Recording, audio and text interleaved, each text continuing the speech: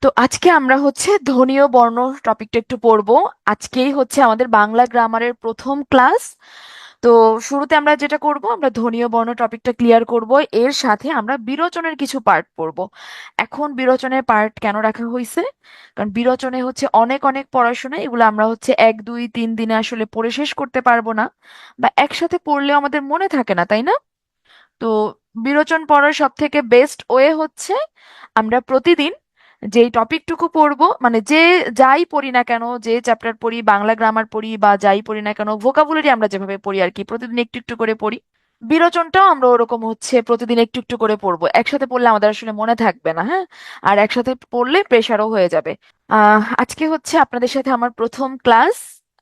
অনেকেই আমাকে চিনেন, আবার অনেকেই আমাকে চিনেন না, অনেকের কাছে আমি অপরিচিত। আমি সাইমা ইসলাম। আমি পিটুয়ের সাথে আছি অনেক দিন ধরেই। আজকে আমি পিটুয়েতে বাংলা পড়াই, মাঝে মধ্যেই আমি বাংলা পড়াই। তো আজকে আজকে আপনাদের সাথে আমি ধ্বনীয় বর্ণ টপিকটা নিয়ে আলোচনা করব। তবে ধ্বনীয় বর্ণ টপিকটা নিয়ে আলোচনা করার আগে আমি ওভারঅল কিছু কথাবার্তা বলবো।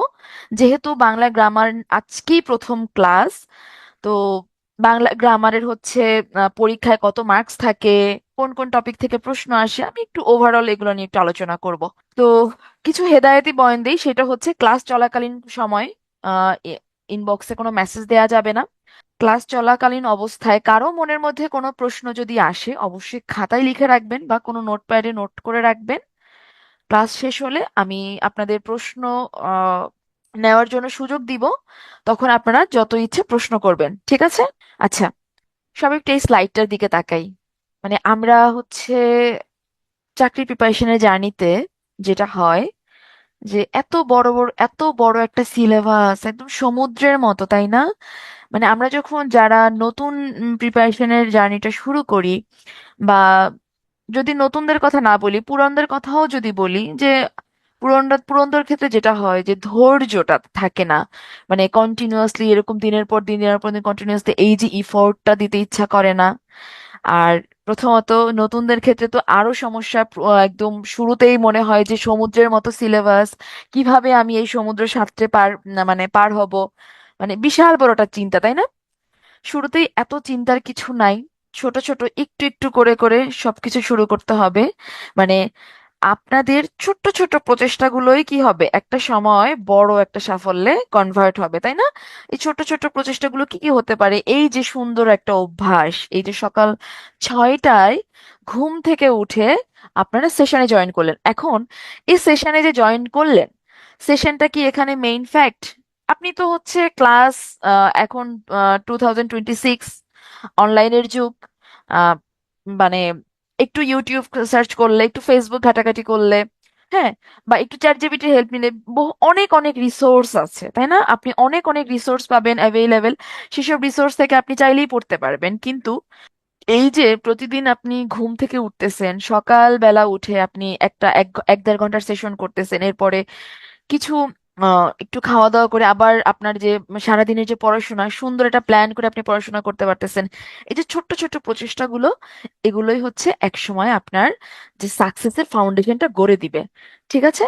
তো আজকে যারা লাইভ ক্লাসে জয়েন করছে, সবাইকে অনেক অনেক ওয়েলকাম। আপনাদের সবার জন্য অনেক অনেক দোয়া থাকবে আমার পক্ষ থেকে। চলেন আমরা শুরু করি। তো আমি যা বলছিলাম, যে আমি ধ্বনীয় বর্ণ টপিকটা পড়ানোর আগে আমি একটু, যেহেতু আজকে প্রথম ক্লাস, আমি বাংলা গ্রামার টপিকটা নিয়ে একটু কথা বলবো। যে বিসিএস পরীক্ষার ক্ষেত্রে আমি আজকে বিসিএস পরীক্ষার নিয়ে আলোচনা করব, ব্যাংক এবং অন্যান্য চাকরি পরীক্ষা নিয়েও টুকটাক আলোচনা করব। দেখেন, বিসিএস বিসিএস প্রিলিমিনারি পরীক্ষায় বাংলা ভাষা ও সাহিত্য থেকে আমার মোট 30 মার্কস থাকে, ঠিক আছে? এটা আগে 35 ছিল। ওইখান থেকে কমাই নিয়ে আসছে বলতে সাহিত্য কমাই ফেলছে। আগে সাহিত্য একটু বেশি ছিল। হ্যাঁ, তো বিসিএস এ প্রিলিমিনারিতে বাংলা ভাষা ও সাহিত্য থেকে আমার কত মার্কস থাকে? Total 30 marks. এই 30 মার্কসের মধ্যে আমার গ্রামার পার্ট থেকে থাকে 15 মার্কস। আর সাহিত্য পার্ট থেকে থাকে 10 মার্কস। এখন সাহিত্যের যে প্রশ্নগুলো, সাহিত্যটা যেটা হয়, অনেকের কাছে এটা একদম বিশাল বড় সিলেবাস মনে হয়, খুবই স্বাভাবিক। সাহিত্যে প্রাচীন যুগ পড়তে হয়, মধ্যযুগ পড়তে হয়। প্রাচীন যুগ মধ্যযুগ তুলনামূলক সহজ। ইভেন এই দুইটা পার্ট যদি একটু ভালোভাবে পড়া যায় সেক্ষেত্রে এখান থেকে ভালো একটা মার্কস চলে আসে। প্রাচীন যুগ মধ্যযুগ মিলিয়ে হচ্ছে আহ সরি, সাহিত্যে 10 মার্কস, আমি ভুল বলছি, সাহিত্যে 20 মার্কস। প্রাচীন যুগ আর মধ্যযুগ মিলিয়ে 5 মার্কসের প্রশ্ন থাকে। হ্যাঁ, আর বাকিটা হচ্ছে মোটামুটি আধুনিক যুগ থেকে থাকে। তো আধুনিক যুগের মধ্যে আবার কয়েকটা ভাগ আছে, পত্র পত্রিকা আছে, ভাষা আন্দোলন ভিত্তিক সাহিত্য আছে, হ্যাঁ, মুক্তিযুদ্ধ ভিত্তিক সাহিত্য আছে, তারপরে বিভিন্ন ধরনের পংক্তি আছে, বাংলা সাহিত্যের প্রথম রচনা, এই বিভিন্ন ধরনের আর কি। সব যে সাহিত্যিকদের থেকে প্রশ্ন আসে ব্যাপারটা এরকম না। তো যেটা বললাম যে সাহিত্য কিন্তু একটু যদি কঠিন হয় ওখান থেকে কিন্তু উত্তর করাটা টাফ, একটু টাফ হয়ে যায়, তাই না? যদি গতানুগতিক প্রশ্ন না হয় বা এভারেজ মানের প্রশ্ন যদি না হয়, একটু টাফ হলেই কিন্তু সাহিত্য থেকে উত্তর করাটা একটু কঠিন হয়ে যাবে আপনাদের জন্য। তো সেক্ষেত্রে কি করা যায়? আপনি যদি গ্রামারের প্রিপারেশনটা খুব ভালোভাবে নিতে পারেন, গ্রামার তো পুরোপুরি বুঝার জিনিস, আপনি গ্রামারের প্রত্যেকটা টপিক যদি বুঝে বুঝে পড়তে পারেন, এখানে 15তে আপনি একদম 12-13 মার্কস এমনি ইজিলি সিকিউর করতে পারবেন। ঠিক আছে, যদি আপনি এভারেজ মানের পড়াশোনাও করেন, বুঝে বুঝে যদি পড়াশোনা করেন, 15তে আপনি 12-13 মার্কস ইজিলি সিকিউর করতে পারতেছেন। আর এটা গ্রামারে আসলে কি সবসময় যে ফিক্স 15 থাকে এরকম না, কম বেশি থাকতে পারে, 15-র বেশিও থাকতে পারে। মানে টোটাল থাকে 30 মার্কস। এখন মাঝে মধ্যে গ্রামারে একটু প্রশ্ন বেশি থাকে, সাহিত্যে একটু কম থাকে, আবার সাহিত্যে একটু বেশি থাকে, গ্রামার একটু কম থাকে, ব্যাপারটা এরকম। তো গ্রামারের যে টপিকগুলো সেটা হচ্ছে শব্দ। শব্দ থেকে মাস্ট প্রশ্ন আসে, প্রত্যেকটা বছর প্রশ্ন আসে। ধ্বনি বর্ণ থেকে প্রশ্ন আসেই। পদ, বাক্য, প্রত্যয়, সন্ধি, সমাস, এগুলো থেকে মাস্ট প্রশ্ন আসে। এরপরে কি প্রয়োগ অপপ্রয়োগ, হ্যাঁ, বাক্যের প্রয়োগ অপপ্রয়োগ, যে বানান, বাক্য শুদ্ধি, এগুলো থেকেও প্রশ্ন আসে। আবার পরিভাষা, বিরোচন যে পার্ট গুলো আছে আমাদের, সেখান থেকেও কিন্তু প্রশ্ন আসে। বিরোচন পার্ট থেকে বিসিএস, শুধুমাত্র বিসিএস না, বাংলাদেশের যে কোনো চাকরির পরীক্ষায় বিরোচন পার্ট থেকে কিন্তু প্রশ্ন থাকে। তো পরিভাষা থেকে প্রশ্ন আসে, সমার্থক শব্দ থেকে প্রশ্ন আসে, বিপরীতার্থক শব্দ থেকে প্রশ্ন আসে, এক কথায় প্রকাশ থেকেও আসে, তবে কম। হ্যাঁ, আচ্ছা, এখানে একটা ওভারঅল প্রশ্ন অ্যানালাইসিস আছে যে কোন টপিক থেকে কত সালে কি পরিমাণ প্রশ্ন আসছে। আমি যদি দেখি প্রয়োগ অপপ্রয়োগ, হ্যাঁ, যে আমি যে এই যে শব্দ পড়বো, আমি যে পুরো শব্দ পড়তেছি, ধ্বনি বর্ণ পড়তেছি, হ্যাঁ, আমি সন্ধি পড়বো, সমাস পড়বো, প্রত্যয় পড়বো, এগুলোর যে সব যথাযথ যে প্রয়োগগুলো, হ্যাঁ, ঠিকঠাক যে প্রয়োগ হচ্ছে কিনা, আমি ঠিকঠাক প্রয়োগ করতেছি নাকি ভুল প্রয়োগ করতেছি। তো এই যে প্রয়োগ অপপ্রয়োগ থেকে 50 বিসিএস এ প্রশ্ন আসছে, 47-এ দুইটা প্রশ্ন আসছে। দেখেন 46-এ ছিল না। আবার 45, 44, একদম রিসেন্ট যে বিসিএস গুলো হইছে এখান থেকে দেখা গেল যে প্রয়োগ অপপ্রয়োগ থেকে প্রশ্ন আসা শুরু করছে, আগে অতটা আসতো না, এখন প্রশ্ন আসা শুরু করছে। দেখেন আপনি যে একটা 20 আর 15, আহ এটা হচ্ছে 15-15-30। আগে 20 আর 15 ছিল, 35 ছিল, ওইটা 5 মার্কস কমাই ফেলছে, এখন 15-15-30 করছে আর কি। হ্যাঁ, গ্রামারে 15, সাহিত্যে 15। সাহিত্যের প্রাচীন যুগ মধ্যযুগ থেকে 5 মার্কস থাকে, আর আধুনিক যুগ থেকে 10 মার্কসের মতো থাকে। যাই হোক, যেটা বলতেছিলাম যে আপনি যদি কোনো প্রিপারেশন শুরু করেন, ধরেন বাংলা সাবজেক্টে আপনি পড়লেন, সবার আগে কি করতে হবে? আপনাকে বিগত বছরের প্রশ্ন অ্যানালাইসিস করতে হবে। কেন প্রশ্ন অ্যানালাইসিস করতে হবে? কারণ একটা বইতে শুরু থেকে শেষ পর্যন্ত অনেক অনেক তথ্য থাকে। সব তথ্য কি আপনার পড়ার দরকার আছে? সব তো পড়ার দরকার নাই। চাকরি পেতে হলে বা প্রিলিমিনারি ক্র্যাক করতে হলে আপনাকে কি কি পড়তে হবে এবং একই সাথে কি কি বাদ দিতে হবে, দুইটা জিনিসই কিন্তু জানতে হবে। তো এটা জানার সব থেকে ইজিয়েস্ট ওয়ে কোনটা? বিগত সালের প্রশ্ন অ্যানালাইসিস করা। এখানে খুব সুন্দর করে আমি তুলে দিচ্ছি, আশা করি আপনাদের অনেক হেল্প হবে। এই স্লাইডটা থাকলে ইজিলি ওপেন করে দেখতে পারবেন যে কোন টপিকটা কোন সব থেকে বেশি গুরুত্বপূর্ণ আর কি। এবার দেখেন বানান ও বাক্য শুদ্ধি, বাংলা বানান এবং বাক্য শুদ্ধি, মানে বাক্যটা সঠিক নাকি ভুল, এই টপিক থেকে প্রত্যেক বছর প্রশ্ন আসছে। দেখেন একটা বিসিএস ও বাদ নাই, শুধুমাত্র 36 বিসিএস এ প্রশ্ন আসে নাই, ইভেন প্রত্যেকটা বিসিএস আসছে। এই যে পরিভাষা থেকে প্রশ্ন আসে অলমোস্ট প্রত্যেকটা বিসিএস এ, সমার্থক শব্দ, বিপরীতার্থক শব্দ। এই যে আমরা আজকে টপিকে আমাদের ধ্বনীয় বর্ণ, দেখেন আমাদের ধ্বনীয় বর্ণ টপিকটা কতটা ইম্পর্টেন্ট। আজকের ক্লাসটা যদি আপনি মনোযোগ সহকারে পড়েন, আপনার প্রিলিমিনারি পরীক্ষায় অ্যাটলিস্ট 1 নাম্বার আপনি সিকিউর করতে পারবেন, কপাল ভালো হলে আপনি এখান থেকে 2 নম্বরও পেতে পারেন। ঠিক আছে, শব্দ থেকেও প্রশ্ন আসে, পদ, বাক্য, এখানে অ্যানালাইসিসটা দেয়া আছে, আপনারা জাস্ট একটু দেখে নিয়েন। এবারে সেই ব্যাংকে কিরকম প্রশ্ন আসে।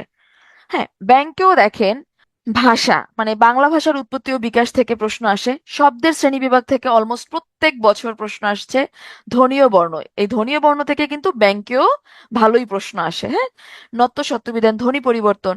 তো এখানে একটা ওভারঅল অ্যানালাইসিস দেয়া আছে, স্লাইডটা আপনাদেরকে আহ দিয়ে দেওয়া হবে, তো স্লাইডটা পেলে আপনারা হচ্ছে অ্যানালাইসিসটা একবার দেখে নিয়েন, ঠিক আছে? আমরা ধ্বনীয় বর্ণ শুরু করার আগে আমরা একটু ব্যাকরণ সম্পর্কে পড়বো। জিনিসটা ব্যাকরণটা আসলে কি, ব্যাকরণটাকে যদি আমি ভাঙি তাহলে কি পাই? বি আ ত্রি অন, এটা খেয়াল করতে হবে, মাঝে মধ্যে এখান থেকে কিন্তু প্রশ্ন আসে।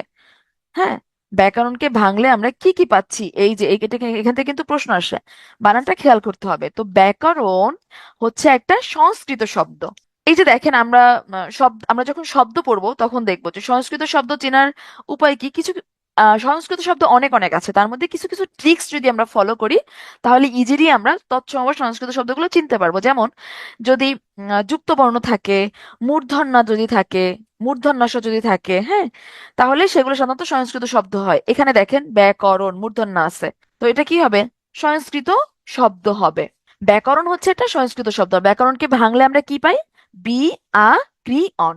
এই ব্যাকরণ শব্দটা কি কোন কোন উপায়ে গঠিত হয়েছে? উপসর্গ যোগে। যেমন দেখেন এখানে বি, এখানে বি হচ্ছে আমার উপসর্গ, আ হচ্ছে আমার উপসর্গ, ক্রি অন, এখানে ক্রি হচ্ছে আমার কৃত প্রত্যয়। তার মানে ব্যাকরণ শব্দটা, এখানে ব্যাকরণ শব্দটা দুইটা উপায় গঠিত হয়েছে। কি কি?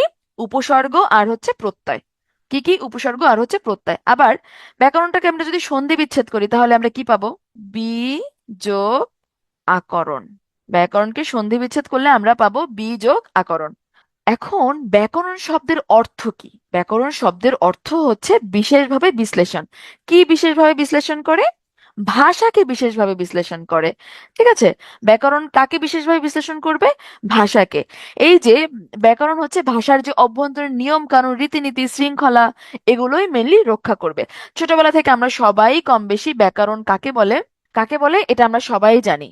আচ্ছা, আমার ক্লাসের স্লাইড তো সবাই দেখতে পাচ্ছে, সামহাও আপনি দেখতে পাচ্ছেন না, আপনার হয়তো নেটওয়ার্ক সমস্যা, আপনি লিভ নিয়ে কাইন্ডলি আবার জয়েন করুন। আচ্ছা, ব্যাকরণ কাকে বলে? আমরা ক্লাস 2-3 থেকেই কিন্তু ব্যাকরণ কাকে বলে এটা শিখে আসছি। ব্যাকরণ কাকে বলে? ওই যে বইয়ের যে একদম মুখস্থ একটা পড়া, যে শাস্ত্র যে শাস্ত্র পাঠ করলে ভাষাকে বিশ্লেষণ করে এর বিভিন্ন উপাদানের স্বরূপ প্রকৃতি নির্ণয় করা যাবে এবং ভাষা শুদ্ধ রূপে বলতে পড়তে লিখতে পারা যাবে, তাকে ব্যাকরণ বলে। এটা আমরা মোটামুটি সবাই কিন্তু পড়ে আসছি। হ্যাঁ, আবার ডক্টর মোহাম্মদ শহীদুল্লাহর মতে যে শাস্ত্র জানিলে বাংলা ভাষা শুদ্ধ রূপে লিখিতে পড়িতে বলতে পারা যায় তাহার নাম বাংলা ব্যাকরণ।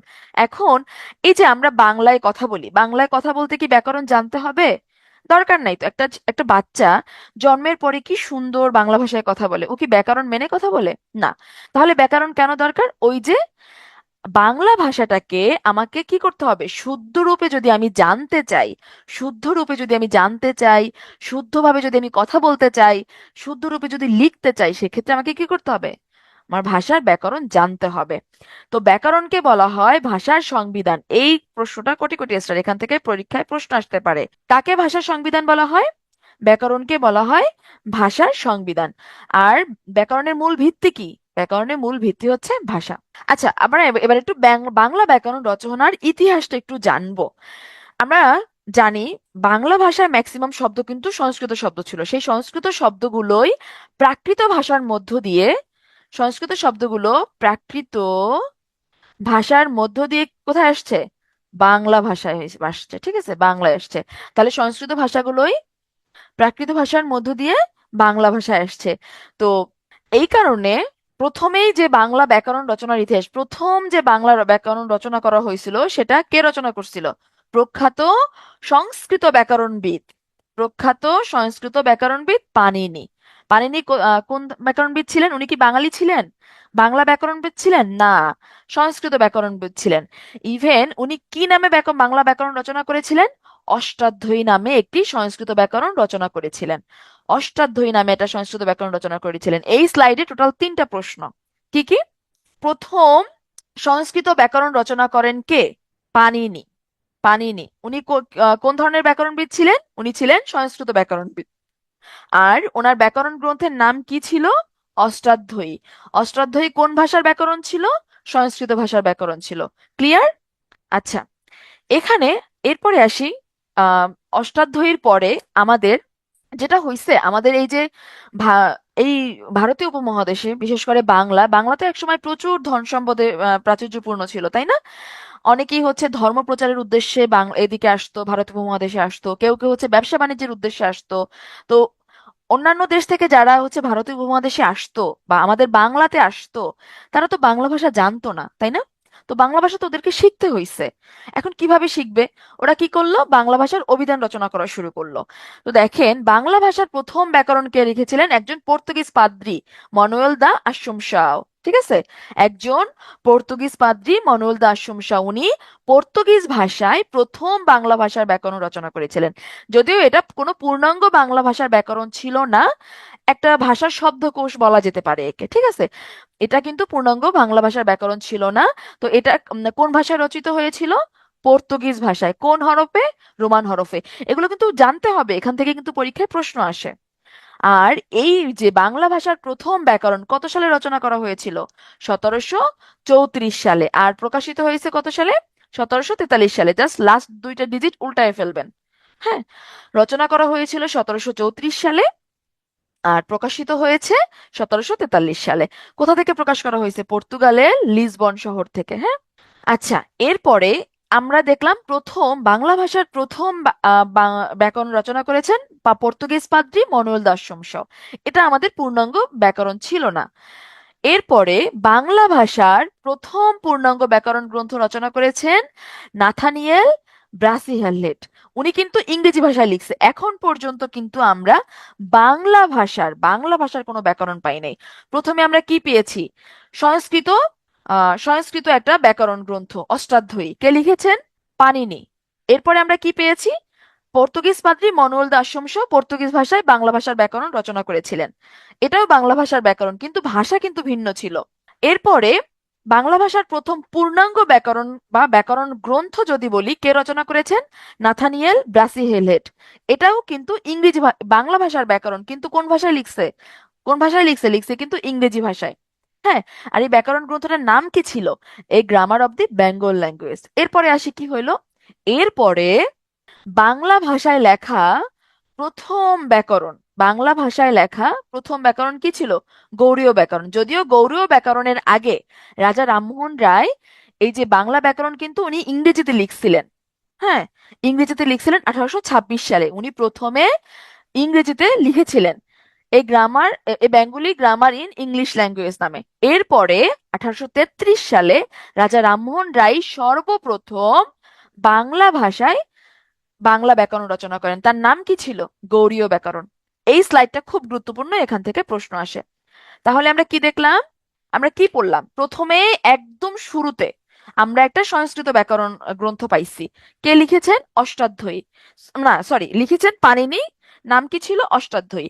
এরপরে বাংলা ভাষার ব্যাকরণ রচনা করেছেন মনোয়েল দা আশোমসাও। কোন ভাষায়? পর্তুগিজ ভাষায়। তার কয়েক বছর পরে নাথানিয়েল ব্রাসিহেলহেড প্রথম পূর্ণাঙ্গ বাংলা ভাষার ব্যাকরণ গ্রন্থ রচনা করেছেন। কোন ভাষায়? ইংরেজি ভাষায়। এরপরে 1826 সালে রাজা রামমোহন রায় বাংলা ভাষার ব্যাকরণ রচনা করেছিলেন। তিনিও ইংরেজি ভাষায় রচনা করেছেন।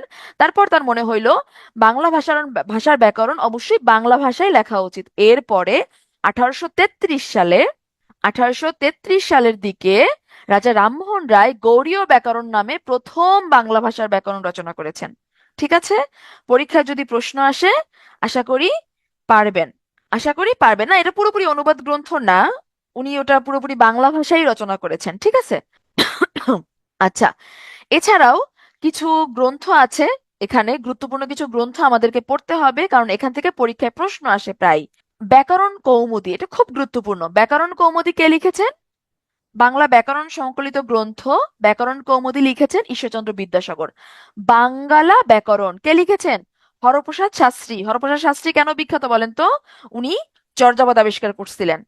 এরপরে আসি, এই যে ডক্টর মোহাম্মদ শহীদুল্লাহর যে তিনটা গ্রন্থ, এই তিনটা গ্রন্থ খুবই গুরুত্বপূর্ণ। এই তিনটা গ্রন্থ প্রায় পরীক্ষায় আসে। কি কি?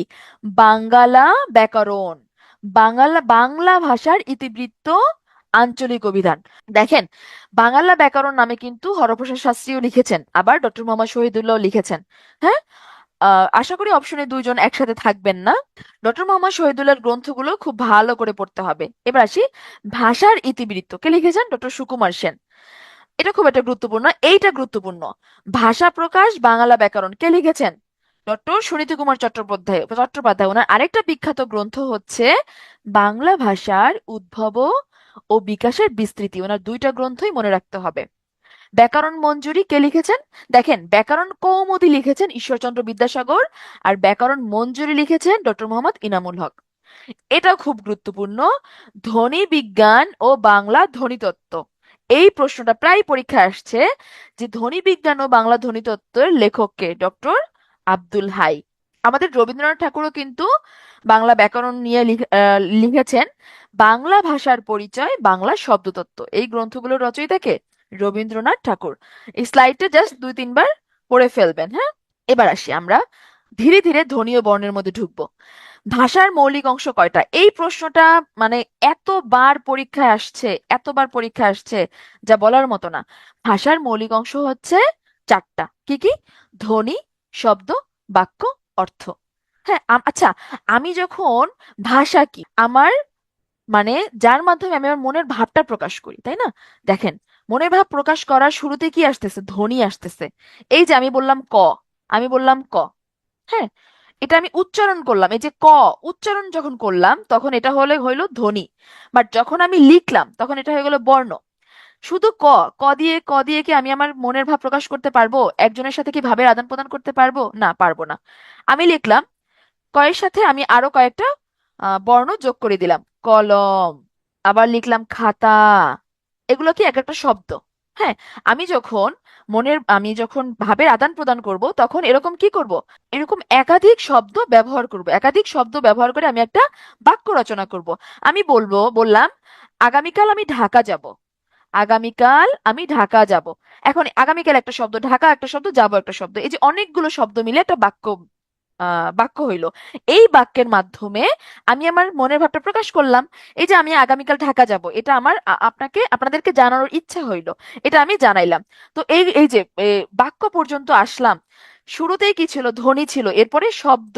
হ্যাঁ, কতগুলো শব্দ, এক শব্দ হইলো, তারপর কতগুলো শব্দ মিলে একটা বাক্য হইলো। এরপরে আমি অর্থ জিনিসটা কি? অর্থ বাক্যের কনটেক্সট ভেদে এক এক সময় এক একটা অর্থ হয়। যেমন আমি বললাম আমার বুকটা ফেটে যাচ্ছে, আমরা অনেক সময় দুঃখ পেয়ে বলি না, আমার বুকটা ফেটে যাচ্ছে। এখন কি সত্যি সত্যি আমার বুক ফেটে গেছে? এখন কি আপনি ডাক্তার নিয়ে আসবেন আমার বুক সেলাই করে দেওয়ার জন্য? না, আমার বুকটা ফেটে যাচ্ছে বলতে আমি অন্য কিছু বুঝাইছি। মানে আমার বুকটা ফেটে যাচ্ছে বলতে মানে সত্যি সত্যি আমার বুকটা ফেটে গেছে এরকম না। আমার সাথে এমন একটা ঘটনা ঘটছে যে ওই ঘটনার কারণে আমি অনেক বেশি কষ্ট পেয়েছি। অনেক বেশি কষ্ট পেয়ে আমি বললাম যে আমার বুকটা ফেটে যাচ্ছে। হ্যাঁ, এই যে এক এক সময় বাক্যের অর্থ এক এক রকম। আবার আমি বললাম অরণ্যে রোদন, অরণ্যে রোদন বললাম। হ্যাঁ, এখন এই যে অরণ্যে রোদন মানে কি? আপনি গিয়ে বনে কান্নাকাটি করবেন, জঙ্গলের মধ্যে বসে কান্নাকাটি করবেন? অরণ্যে রোদন বলতে এটা বোঝায় না। অরণ্যে রোদন বলতে তো অরণ্যে রোদনের অর্থ কি? কি অর্থে ব্যবহৃত হয়? নিষ্ফল আবেদন। তো এক এক সময় আমরা এক একটা অর্থ ব্যবহার করি। হ্যাঁ, আমাদের মনের ভাব এক এক সময় এক একটা অর্থ প্রকাশ করে, মানে এক একটা অর্থে ব্যবহৃত হয়, তাই না? তো এই যে পুরো চারটা, এই চারটা পার্টের মাধ্যমেই আমি আমার মনের ভাবটা প্রকাশ করতেছি ভাষার মাধ্যমে। তাহলে ভাষার মৌলিক অংশ কি কি হবে বলেন তো? ধ্বনি, শব্দ, বাক্য, অর্থ। আশা করি ক্লিয়ার। এবার আসি ব্যাকরণ। এই যে আমরা চারটা জিনিস পড়লাম, ধ্বনি, শব্দ, বাক্য, অর্থ, এই চারটা জিনিসের উপর ভিত্তি করেই ব্যাকরণের মূল আলোচ্য বিষয় হচ্ছে চারটা। আমরা একটু আগে যে দেখলাম ভাষার মৌলিক অংশ চারটা, এই চারটা মৌলিক অংশের উপর ভিত্তি করেই ব্যাকরণের মূল আলোচ্য বিষয় হচ্ছে চারটা। কি কি? ধ্বনিতত্ত্ব বা ফোনোলজি, শব্দতত্ত্ব বা রূপতত্ত্ব বা মরফোলজি, হ্যাঁ, বাক্যতত্ত্ব বা পদক্রম বা সিনট্যাক্স, অর্থতত্ত্ব বা সিম্যান্টিক্স। প্রত্যেকটার ইংরেজি ওয়ার্ড সহ মনে রাখতে হবে। অনেক সময় পরীক্ষায় এই ইংরেজি ওয়ার্ডগুলো দিয়ে দিতে পারে, অথবা এগুলো পরিভাষার মধ্যেও চলে আসতে পারে। ঠিক আছে, এখন এখানে একটু কনফিউশন আছে। বাক্যের ব্যাকরণের আলোচ্য বিষয় 4টি দিব না 6টি দিব? দেখেন, পরীক্ষায় যদি প্রশ্ন থাকে মূল আলোচ্য বিষয় কয়টা, তখন উত্তর হবে 4টা। মূল কথাটি যদি ইন্ডিকেট করে দেয়, মূল বা প্রধান আলোচ্য বিষয় কয়টা, এটা যদি ইন্ডিকেট করে দেয়, তখন উত্তর হবে 4টা। কি কি?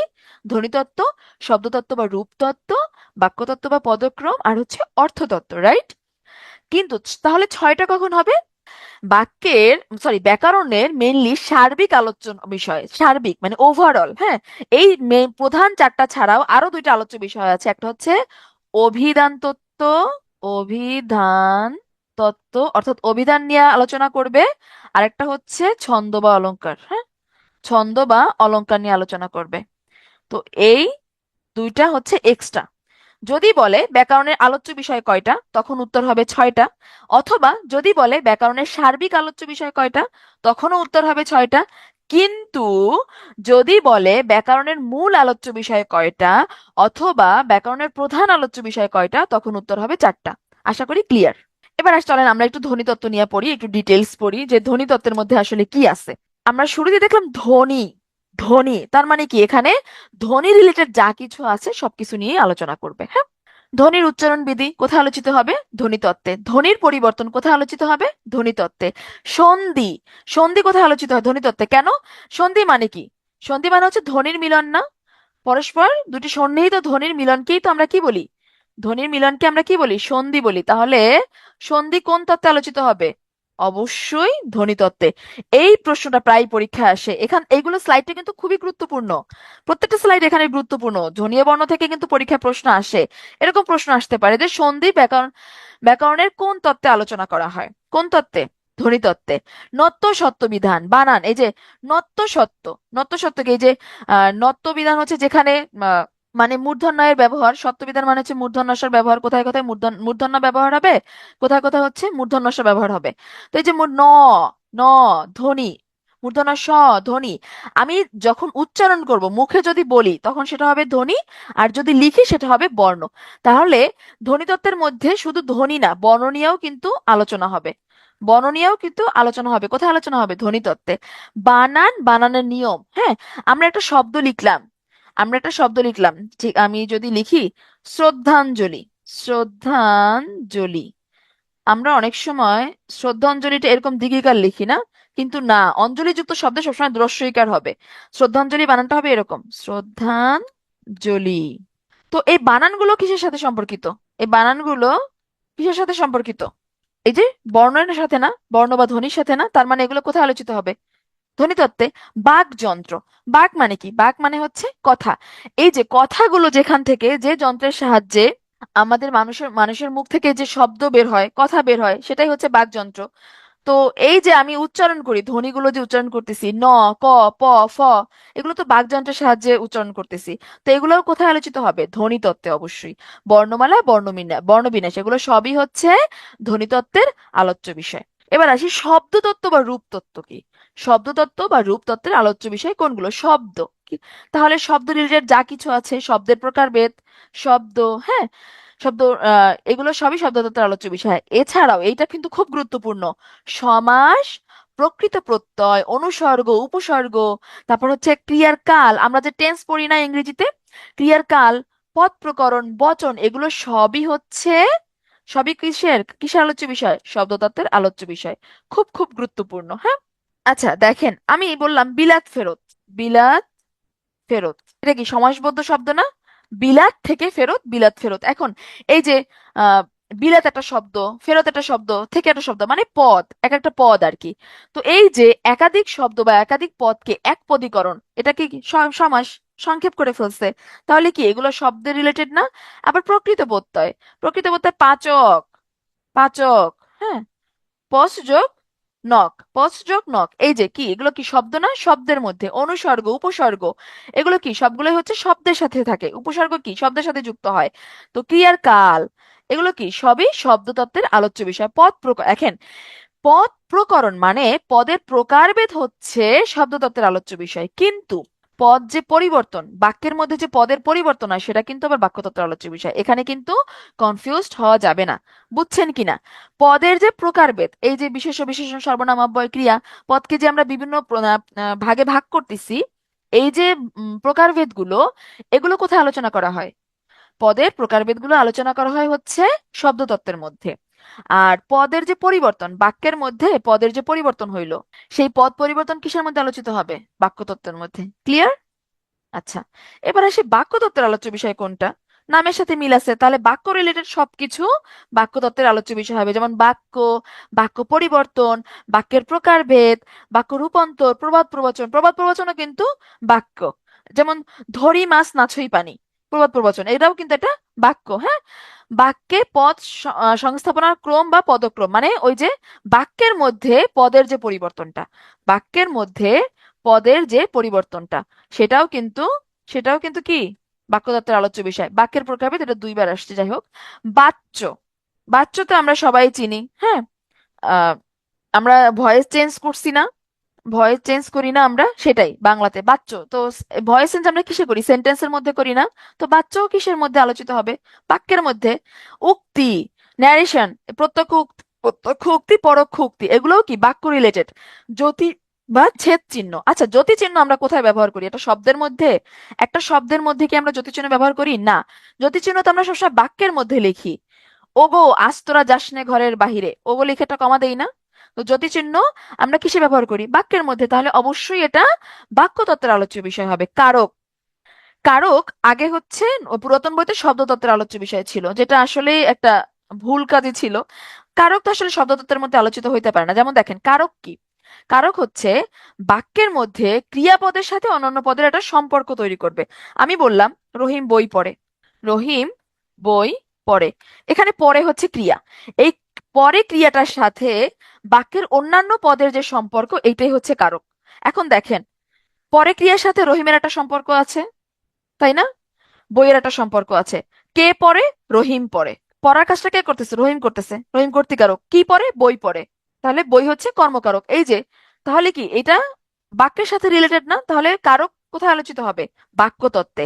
এই নবম দশম শ্রেণীর পুরাতন বোর্ড বইতে কারক শব্দতত্ত্বের আলোচ্য বিষয় ছিল, কিন্তু নতুন যে বোর্ড বই সেখানে কারক হচ্ছে বাক্যতত্ত্বের আলোচ্য বিষয়। এবার আসি অর্থতত্ত্ব। অর্থতত্ত্বে কি শব্দের বিভিন্ন অর্থ নিয়ে আলোচনা করবে, বাক্যের বিভিন্ন অর্থ নিয়ে আলোচনা করবে, তারপরে বিপরীতার্থক শব্দ নিয়ে আলোচনা করবে, বাগধারা নিয়ে আলোচনা করবে। বাগধারাও কিন্তু অর্থতত্ত্বের আলোচ্য বিষয়, ঠিক আছে? পুরাতন বইতে বাগধারা বাক্যতত্ত্বের আলোচ্য বিষয় ছিল, যেটা এখন আর দরকার নাই, কিন্তু নতুন বোর্ড বই অনুসারে বাগধারা হচ্ছে অর্থতত্ত্বের আলোচ্য বিষয়। ক্লিয়ার? আচ্ছা, এবার আমরা আসি বাকযন্ত্র। আমি কিন্তু অলরেডি বলছি, বাক মানে কি? কথাবার্তা। মানুষ কথা বলার সময় বাক মানে হচ্ছে কথা বলি, তাই না? তো এই যে কথা বলার সময় আমরা শরীরের যে অঙ্গগুলো ব্যবহার করি, ওগুলোকে আমরা একত্রে বলতেছি বাকযন্ত্র।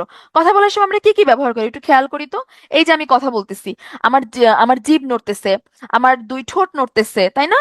আমার এই যে জিভ হচ্ছে আমার এই যে তালুর সাথে স্পর্শ করতেছে। আমার এই যে আল জিহ্বা এখানে একটা কাজ করতেছে। হ্যাঁ, আমি এই যে আমার ফুসফুসও কিন্তু এখানে একটা গুরুত্বপূর্ণ ভূমিকা পালন করতেছে।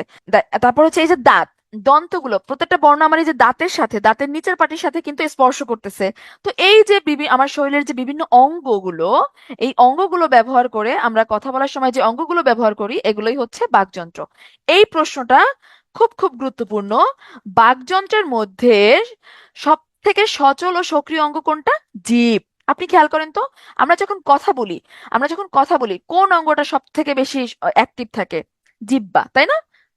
জিহ্বা, জিহ্বা, জিহ্বা সব থেকে বেশি অ্যাক্টিভ থাকে কোনটা? জিহ্বা। এই যে আমি এখন কথা বলতেছি, সব থেকে বেশি অ্যাক্টিভ কোনটা? আমার জিহ্বাটা। ঠিক আছে, এখন এখানে দেখেন, এই স্লাইডের দিকে তাকান। অনেক সময় পরীক্ষায় প্রশ্ন আসে, নিচের কোনটি বাকযন্ত্রের অংশ নয়? তো আমাকে কি করতে হবে? এই এই এই এই এই ছবিটা জাস্ট কয়েকবার একটু একটু রিভাইজ দেওয়া যাইতে হবে, যে একটু জাস্ট কয়েকবার পড়ে গেলেই মনে থাকবে।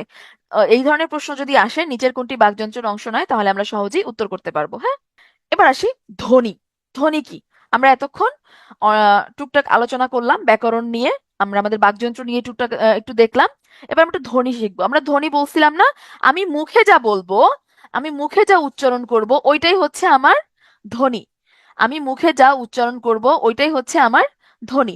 আমি বললাম এই যে ন, ন আমি মুখে যখন বললাম তখন এটা ধ্বনি, কিন্তু আমি যখন লিখে ফেলছি, এই যে যখন লিখে ফেলবো স, আমি যখন বলতেছি তখন এটা ধ্বনি, কিন্তু যখন লিখবো তখন হচ্ছে বর্ণ। ধ্বনি আর বর্ণ একই, জাস্ট একটা হচ্ছে আহ শ্রবণের সাথে সম্পর্কিত, আর একটা হচ্ছে চোখের সাথে সম্পর্কিত, লেখার সাথে সম্পর্কিত, ঠিক আছে? তো ধ্বনি হচ্ছে ভাষার মূল উপাদান, ভাষার বাহন বা মূল উপাদান বা ক্ষুদ্রতম একক হচ্ছে ধ্বনি। দেখেন সবকিছুর কেন্দ্রে কিন্তু ধ্বনি, এরপরে ধীরে ধীরে ধীরে ধীরে বাকিগুলো আসছে। আর শব্দের ক্ষুদ্রতম এককও কিন্তু ধ্বনি, ঠিক আছে? এবার আসি, যেটা বলতেছিলাম যে বিভিন্ন ধ্বনিকে লেখার সময় বা নির্দেশ করার সময় আমরা যে চিহ্ন ব্যবহার করি, সেই চিহ্নটাকে আমরা বলবো বর্ণ। হ্যাঁ, আমি ন উচ্চারণ করলাম, নকে আমি এভাবে লিখে ফেললাম, তাহলে এই ন হচ্ছে বর্ণ। ন হচ্ছে আমার বর্ণ, ঠিক আছে? অক্ষর কি? অক্ষর কি বলেন তো? অক্ষর, আমি সেদিন হচ্ছে কয়েকদিন আগে ফেসবুকে হচ্ছে থাকে না যে অনেক এখন তো অনেক উটকো উটকো সাংবাদিক বের হইছে, যেখানে সেখানে মানুষজনকে ধরে ইন্টারভিউ নেয়। তো সো কল্ড একজন সেলিব্রিটিকে জিজ্ঞেস করতেছে যে স্বরবর্ণে কয়টা অক্ষর আছে, ব্যঞ্জন বর্ণে কয়টা অক্ষর আছে। হ্যাঁ, এটা হচ্ছে সাংবাদিকের প্রশ্ন। যাকে উত্তর করছে সে বলতেছে, "ও, আমার মনে নাই, আমি জানি না ব্যঞ্জন বর্ণে কয়টা অক্ষর আছে, স্বরবর্ণে কয়টা অক্ষর আছে আমার মনে নাই।" তো দেখেন, এখানে ওই সাংবাদিকও কিন্তু জানে না আসলে স্বরবর্ণের মধ্যে অক্ষর থাকে না, ব্যঞ্জন বর্ণের মধ্যে অক্ষর থাকে না। স্বরবর্ণের মধ্যে কি থাকে? কয়টা স্বরবর্ণ, মানে কয়টা স্বরবর্ণ? 11টা বর্ণ। ব্যঞ্জন বর্ণে কয়টা বর্ণ আছে? 39টা বর্ণ। এগুলো কিন্তু অক্ষর না, ঠিক আছে? এটা আমরা অনেকেই জানি না, অনেকেই হচ্ছে এটা এই ভুলটা করে। অক্ষর কি? অক্ষর হচ্ছে সিলেবাল। ছোটবেলায় আমরা ইংরেজিতে পড়তাম না সিলেবাল? সিলেবাল পড়তাম না, যে এই একটা ছেলে মনোসিলেবাল ডাই সিলেবাল এভাবে পড়তাম না? তো ওই সিলেবালটাই বাংলায় হচ্ছে অক্ষর। অক্ষর মানে হচ্ছে কোনো একটা শব্দের, কোনো একটা শব্দের আমরা যতটুকু অংশ এক টানে উচ্চারণ করতে পারবো, সেটাই হচ্ছে অক্ষর। হ্যাঁ, আমরা একটা শব্দকে উচ্চারণ করি না, যেমন আকাশ। আকাশকে আমরা কিভাবে উচ্চারণ করি? আকাশ, আকাশ। হ্যাঁ, এটাকে আমি দুইটা ভেঙে ভেঙে উচ্চারণ করলাম, আকাশ। তাহলে এখানে কয়টা অক্ষর আছে? এখানে দুইটা অক্ষর আছে, একটা অক্ষর, কাশ একটা অক্ষর। আবার আমি যদি বলি বিশ্ববিদ্যালয়, বলেন তো বিশ্ববিদ্যালয় শব্দটাতে কয়টা অক্ষর আছে? একটু উচ্চারণ করেন তো। আমরা কয়বার থামতে হয়? বিশ্ব, বিশ্ব, বিদ্যালয়, বিশ্ববিদ্যালয়। কয়বার টোটাল? বিশ্ববিদ্যালয়তে তিনটা অক্ষর? ও মাই গড, না। আবার আবার খেয়াল করেন, উচ্চারণ করেন, বিশ্ব বিদ্যালয়, পাঁচটা অক্ষর। বিশ্ববিদ্যালয় শব্দে পাঁচটা অক্ষর। এখন অনেকের যেটা হয়, অনেকের যেটা হয় এরকম উচ্চারণ করতে করতে গেলে ভুল হওয়ার একটা সম্ভাবনা থাকে। চলেন আজকে আমি একটা একটা টেকনিক দেখাই, যদি আপনারা অনেকেই হয়তো এই টেকনিকটা জানেন। আমরা মানে চ্যাট করি না, চ্যাট করার সময় কি লিখি? অনেকে বাংলিশ লিখি, তাই না? অনেকে বাংলিশ লিখি। আমরা কি করব? একদম বাংলিশে লিখে ফেলবো বিশ্ববিদ্যালয় শব্দটা, বিশ্ববিদ্যালয়। হ্যাঁ, এভাবে লিখে ফেলবো। এরপরে কি করব? এখানে কয়টা ভাওয়েল আছে? যেই কয়টা ভাওয়েল আছে ওই কয়টাই হচ্ছে অক্ষর। যেই কয়টা ভাওয়েল থাকবে ওই কয়টাই হচ্ছে অক্ষর। দেখেন তো ভাওয়েল কয়টা আছে? ভাওয়েল তো জানেন, ভাওয়েল কয়টা? পাঁচটা। এ, ই, আই, ও, ইউ। এখন দেখেন তো এখানে ভাওয়েল কয়টা আছে? একটা, দুইটা, তিনটা, চারটা, পাঁচটা। দেখছেন বিশ্ববিদ্যালয় শব্দে কয়টা অক্ষর? পাঁচটা অক্ষর। যদি উচ্চারণ করে ভেঙে ভেঙে যদি পরীক্ষার হলে বের করতে না পারেন, আর যদি মনে হয় যে না ভুল হইতে পারে, সেক্ষেত্রে এভাবে বের করবেন, ঠিক আছে? ওইটাকে বাংলিশে লিখে যে কয়টা ভাওয়েল থাকবে ওই কয়টাই হবে আপনার উত্তর। আচ্ছা, এই অক্ষরকে আবার দুইটা ভাগে ভাগ করতে পারি। কি কি? একটা হচ্ছে স্বরান্ত অক্ষর বা মুক্তাক্ষর, আর একটা হচ্ছে ব্যঞ্জনান্ত অক্ষর বা বদ্যাক্ষর। স্বরান্ত অক্ষরটা কি? আন্ত মানে কি? শেষ। স্বর মানে কি? স্বরবর্ণ, মানে শেষে স্বরবর্ণ থাকবে, কোনো একটা শব্দের শেষে স্বরবর্ণ থাকবে, তখন সেটাকে আমরা বলবো স্বরান্ত অক্ষর। সেম ভাওয়েল ভাওয়েল থাকলেও ওইটা হিসাব হবে, সেম ভাওয়েল থাকলেও ওইটা হিসাব হবে, ঠিক আছে? যেমন আপনি দেখেন কাকা, কা, কা, কাকা। এখানে কি সেম ভাওয়েল দুইটা না? তার মানে এখানে অক্ষরও দুইটা, একটা দুইটা, ওইটাও হিসাব হবে। আচ্ছা, স্বরান্ত অক্ষর মানে শেষে স্বর, অন্ত মানে শেষ, যে সকল অক্ষরের শেষে স্বরধ্বনি উচ্চারিত হবে তাকে আমরা বলবো স্বরান্ত অক্ষর। যেমন আমি বললাম আশা, আশা। দেখেন তো এই যে আ, আশ, আশ, এরপরে কি শেষে কি আধ্বনি উচ্চারিত হয়েছে না? শেষে কি আধ্বনি উচ্চারণ হয়েছে না? যেমন দেখ, আবার দেখেন ভাস ভাষার সাথে দেখেন তারপরে ভয়ের সাথে আ যোগ হইলো, তারপর হয়ে গেল কি তারপরে শয়ের সাথে মূর্ধন্যসার সাথে আবার আ যোগ হইলো এই যে কি শেষে কি আ ধ্বনি উচ্চারণ হয়েছে না? যে সকল অক্ষরের শেষে যে সকল অক্ষরের শেষে স্বরধ্বনি উচ্চারিত হবে সেগুলোকে আমরা বলবো স্বরান্ত অক্ষর। স্বরান্ত অক্ষরের আরেকটা নাম কি? মুক্তাক্ষর।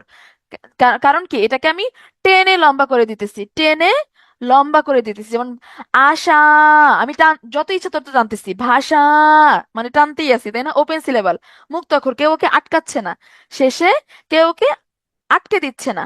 ব্যঞ্জনান্ত অক্ষর, ব্যঞ্জনান্ত, অন্ত মানে শেষ, ওই যে বললাম যে অক্ষরগুলো শেষে ব্যঞ্জন ধ্বনি উচ্চারিত হবে তখন সেটাকে আমরা বলবো ব্যঞ্জনান্ত অক্ষর। যেমন পবন। হ্যাঁ, এখন আপনি দেখেন তো, এটাকে ব্যঞ্জনান্ত অক্ষরকে আবার আরেকটা নাম কি? বদ্ধাক্ষর। মানে আটকে যাবে, বদ্ধ হয়ে যাবে, আটকে যাবে বা বদ্ধ হয়ে যাবে। দেখেন ব্যঞ্জনান্ত অক্ষরটা যদি দেখি, পবন, প, পবন। এই দেখেন পয়ের সাথে একটা কি অধ্বনি আছে, যোগ অ।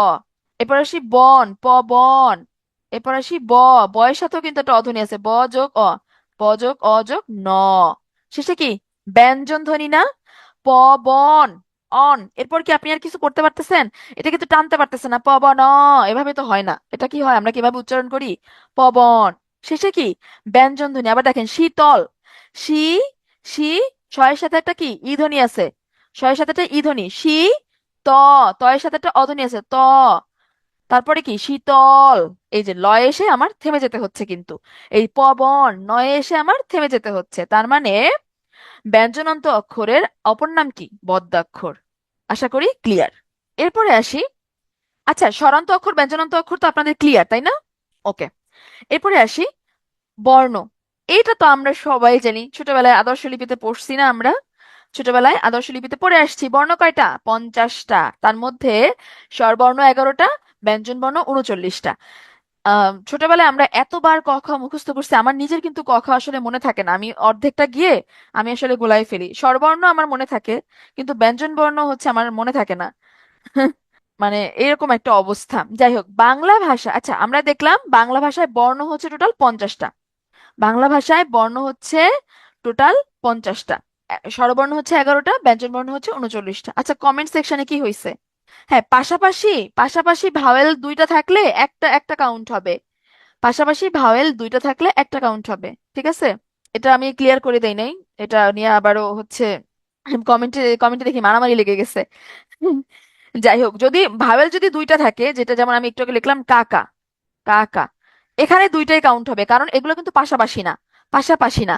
যদি পাশাপাশি দুইটা থাকতো, যেমন এরকম দেখেন কাকা, এভাবে যদি থাকতো তাহলে এই দুইটা মিলে একটা কাউন্ট হইতো, ঠিক আছে? এখন আশা করি ক্লিয়ার। আচ্ছা বর্ণ আমরা দেখলাম, এবারে সে বর্ণমালা বা আচ্ছা আচ্ছা বলেন তো, বাংলা ভাষায় বর্ণমালার সংখ্যা কয়টা? 50টা। বাংলা ভাষায় বর্ণমালার সংখ্যা কয়টা? 50টা? না, বাংলা ভাষায় বর্ণমালার সংখ্যা হচ্ছে একটা।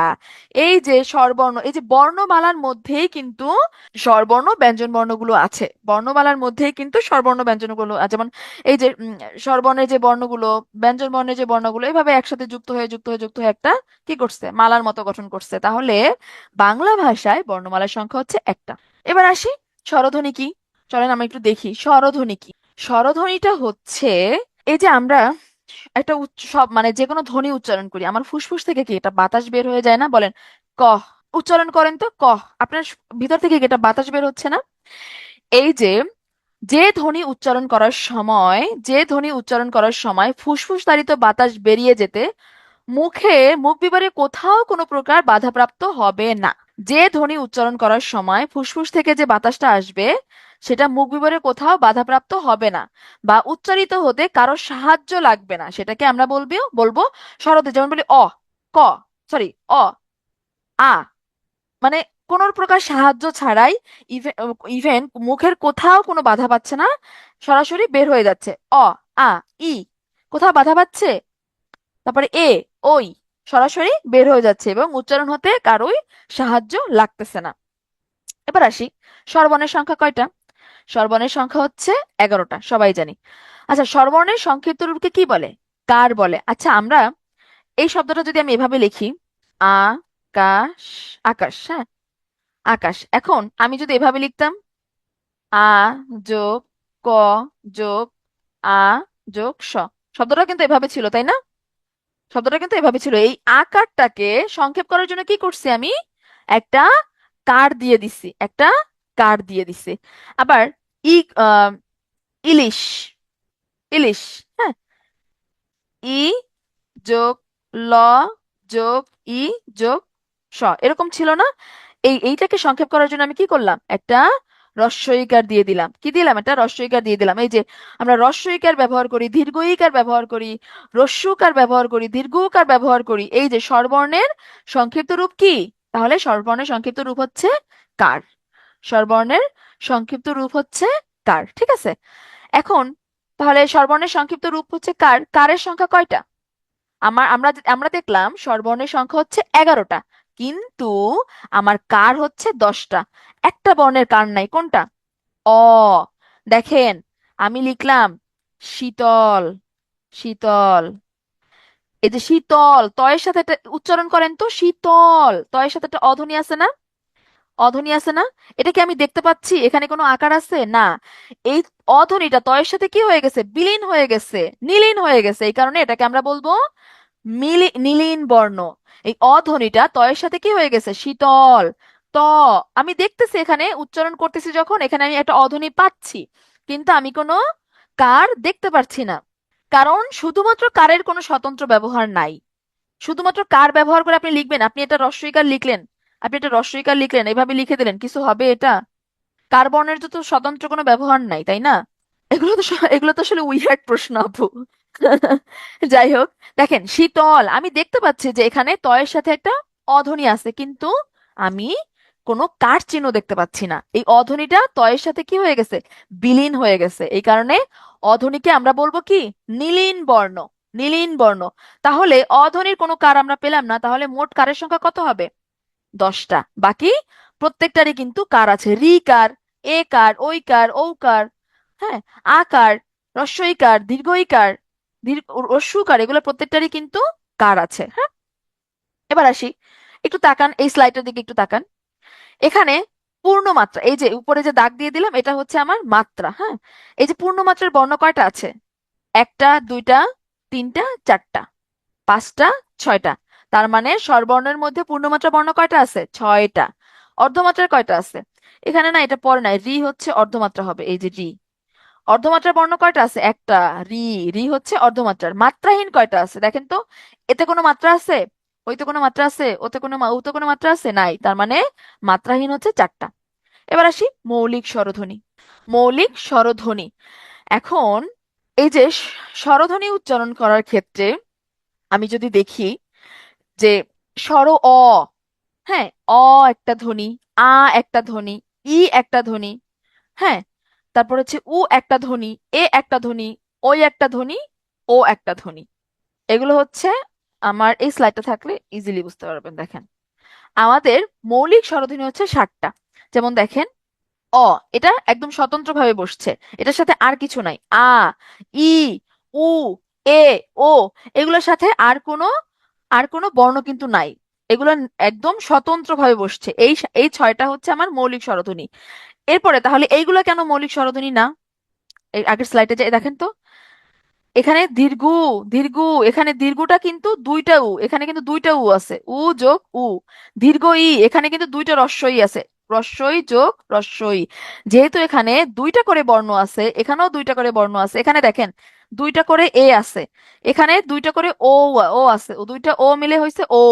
হ্যাঁ, তো এগুলাকে আমরা এই কারণে কি বলতে পারবো না? মৌলিক স্বরধ্বনি বলতে পারবো না। কারণ এখানে প্রত্যেকটার সাথে কি আছে? দুইটা করে বর্ণ আছে। মৌলিক মানে কি?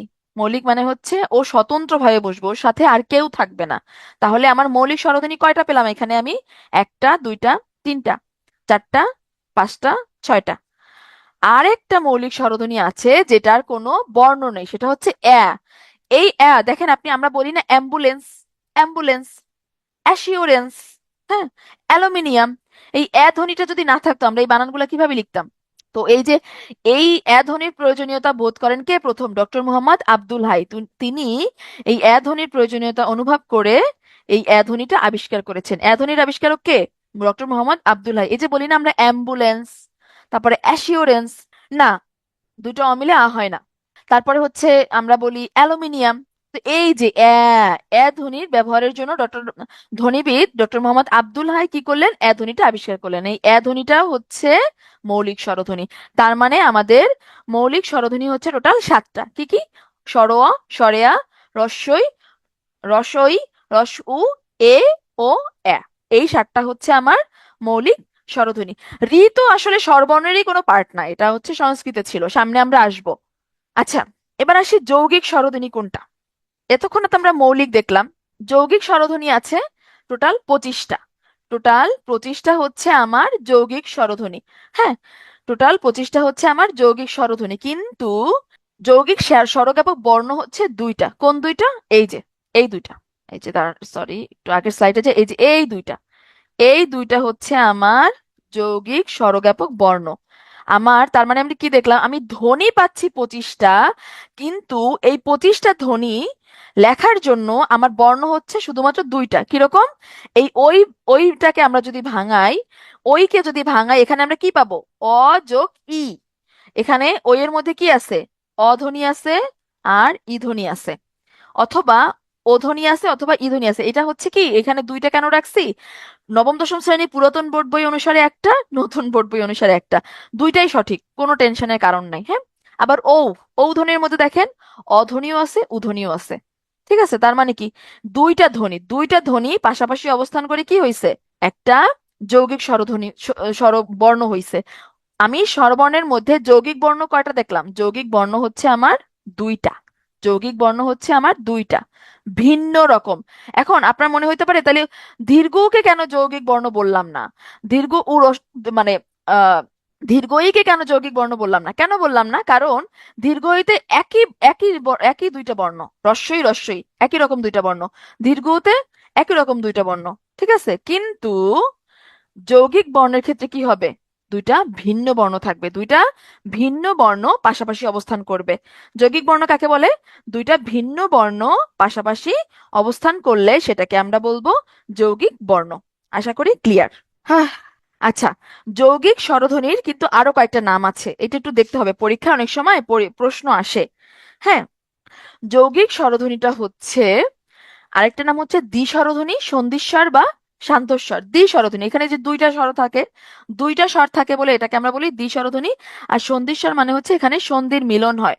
ঠিক আছে, আচ্ছা এবার আসি। আচ্ছা, এটা একটু দেখি যে উচ্চারণের সময় বিবেচনায় আমাদের রসস্বর কয়টা, দীর্ঘস্বর কয়টা। রসস্বর তো আমরা বুঝি, যেগুলো উচ্চারণ করতে সময় একটু কম লাগবে। আচ্ছা, যৌগিক আরেকবার। যৌগিক স্বরের কি বুঝেন নাই বলেন তো? যৌগিক স্বরের কি বুঝেন নাই? যৌগিক স্বরধ্বনি হচ্ছে আমার টোটাল 5টা, কিন্তু এই 5টা স্বরধ্বনিকে আমরা লিখতে পারবো শুধুমাত্র দুইটা বর্ণের মাধ্যমে। কারণ কি? দেখেন আমাদের স্বরবর্ণের দিকে তাকান, স্বরবর্ণের দিকে তাকান, আমাদের যৌগিক স্বরবর্ণ মাত্র দুইটা আছে, ওই আছে ও আছে। কেন এটাকে যৌগিক স্বরবর্ণ বলতেছি? কেন যৌগিক স্বরবর্ণ বলতেছি? কারণ এখানে দুইটা স্বরধ্বনি আছে, একটা অ, একটা ই। আবার ও এর মধ্যেও দুইটা স্বরধ্বনি আছে, একটা অ আর একটা হচ্ছে উ। এই যে দুইটা স্বরধ্বনি থাকার কারণে এটাকে আমরা বলতেছি যৌগিক স্বরধ্বনি অথবা দ্বিস্বরধ্বনি অথবা সন্ধিস্বর বা সান্ধ্যস্বর। এরপরও যদি কারো কনফিউশন হয়, আপনারা কাইন্ডলি রেকর্ড দেখে নিবেন। হ্যাঁ, আচ্ছা, উচ্চারণের সময় বিবেচনা করে আমরা স্বরধ্বনিকে কয়েকটা ভাগে ভাগ করতে পারি। যেমন রসস্বর মানে কি? যেগুলো হচ্ছে আমরা সহজে উচ্চারণ করতে পারবো, সময় কম লাগবে। রসস্বর, যে স্বরবর্ণ উচ্চারণ করতে আমার সময় কম লাগবে, যেমন অ, ই, উ, রি। এগুলো কি আমরা দ্রুত উচ্চারণ করতেছি না? তো রসস্বর হচ্ছে আমার 4টা আর দীর্ঘস্বর হচ্ছে 7টা। যে স্বরবর্ণগুলো আমার উচ্চারণ করতে সময় একটু বেশি লাগবে সেটাকে আমরা বলবো দীর্ঘস্বর। যেমন আ, স্বরে আ, দীর্ঘ ই, দীর্ঘ উ, এ, ওই, এভাবে আমরা ছোটবেলায় পড়তাম না? ও, ও, এই যে এগুলো কিন্তু উচ্চারণ করতে আমার তুলনামূলক সময় একটু বেশি লাগতেছে, এই কারণে আমরা এগুলোকে বলবো দীর্ঘস্বর। খুব সোজা, জাস্ট একবার আপনারা ধ্বনি বর্ণ যেভাবে পড়বেন বারবার উচ্চারণ করে করে উচ্চারণের সাথে মিলায় মিলায় পড়বেন, তাহলে আর কষ্ট হবে না। হ্যাঁ, অর্ধ স্বরধ্বনি। অর্ধ স্বরধ্বনি জিনিসটা কি? অর্ধ স্বরধ্বনি জিনিসটা হচ্ছে যেগুলোকে আমরা সহজে, মানে যেগুলোর হচ্ছে পরিপূর্ণ উচ্চারণ হবে না, এক কথায় যেগুলো হচ্ছে পুরোপুরি উচ্চারিত হবে না, সেগুলোকে আমরা বলবো অর্ধ স্বরধ্বনি। আরেকটা জিনিস, এগুলোকে আমরা সান্ধ্যস্বর আর যৌগিক স্বর তো একই জিনিস। আচ্ছা, অর্ধ স্বরধ্বনি হচ্ছে টোটাল চারটা। অর্ধ স্বরধ্বনি হচ্ছে টোটাল চারটা। কি কি? কি কি সেটা? এ, উ, ই, ও। এগুলাকে আমরা বলতেছি অর্ধ স্বরধ্বনি, ঠিক আছে? এগুলোকে আমরা বলতেছি অর্ধ স্বরধ্বনি। এখন অর্ধ স্বরধ্বনিটা কি? ওই যে বললাম আমি, যে স্বরধ্বনিগুলো পুরোপুরি উচ্চারিত হবে না সেগুলোকে আমরা বলবো অর্ধ স্বরধ্বনি। আরেকটা ব্যাপার, এই স্বরধ্বনিগুলোকে আমরা চাইলে টেনে লম্বা করতে পারবো না। এই অর্ধ স্বরধ্বনিগুলোকে চাইলে আমরা টেনে লম্বা করতে পারবো না। এই যে দেখেন, এ, উ, ই, ও। হ্যাঁ, এগুলো হচ্ছে অর্ধ স্বরধ্বনি। কিভাবে মনে রাখবো? এগুলিও, এগুলিও অর্ধ স্বরধ্বনি। এভাবে মনে রাখবো, তাহলে সহজেই মনে থাকবে। এ, গুতে হচ্ছে রস্যু, লিতে হচ্ছে রস্যই, উ। এগুলিও হচ্ছে অর্ধ স্বরধ্বনি, ঠিক আছে? তাহলে অর্ধ স্বরধ্বনি কি? যে স্বরধ্বনিগুলো পুরোপুরি উচ্চারিত হবে না এবং একই সাথে এগুলোকে টেনে লম্বা করা যাবে না। আমি যেমন আমি লিখলাম চাই, চাই। হুম, এখানে চয়ের সাথে একটা আধুনি আছে, তাই না? চয়ের সাথে একটা আধুনি আছে, চাই, চাই, চাই। দেখেন, ইতে এসে কিন্তু আমাকে থেমে যেতে হচ্ছে। আমি কিন্তু চাইলেও এটাকে টেনে লম্বা করতে পারতেছি না। চাই, চাই। এখন আপনি ইচ্ছা করে বললে তো হবে না। আমরা কি বলি? চাই, চাই।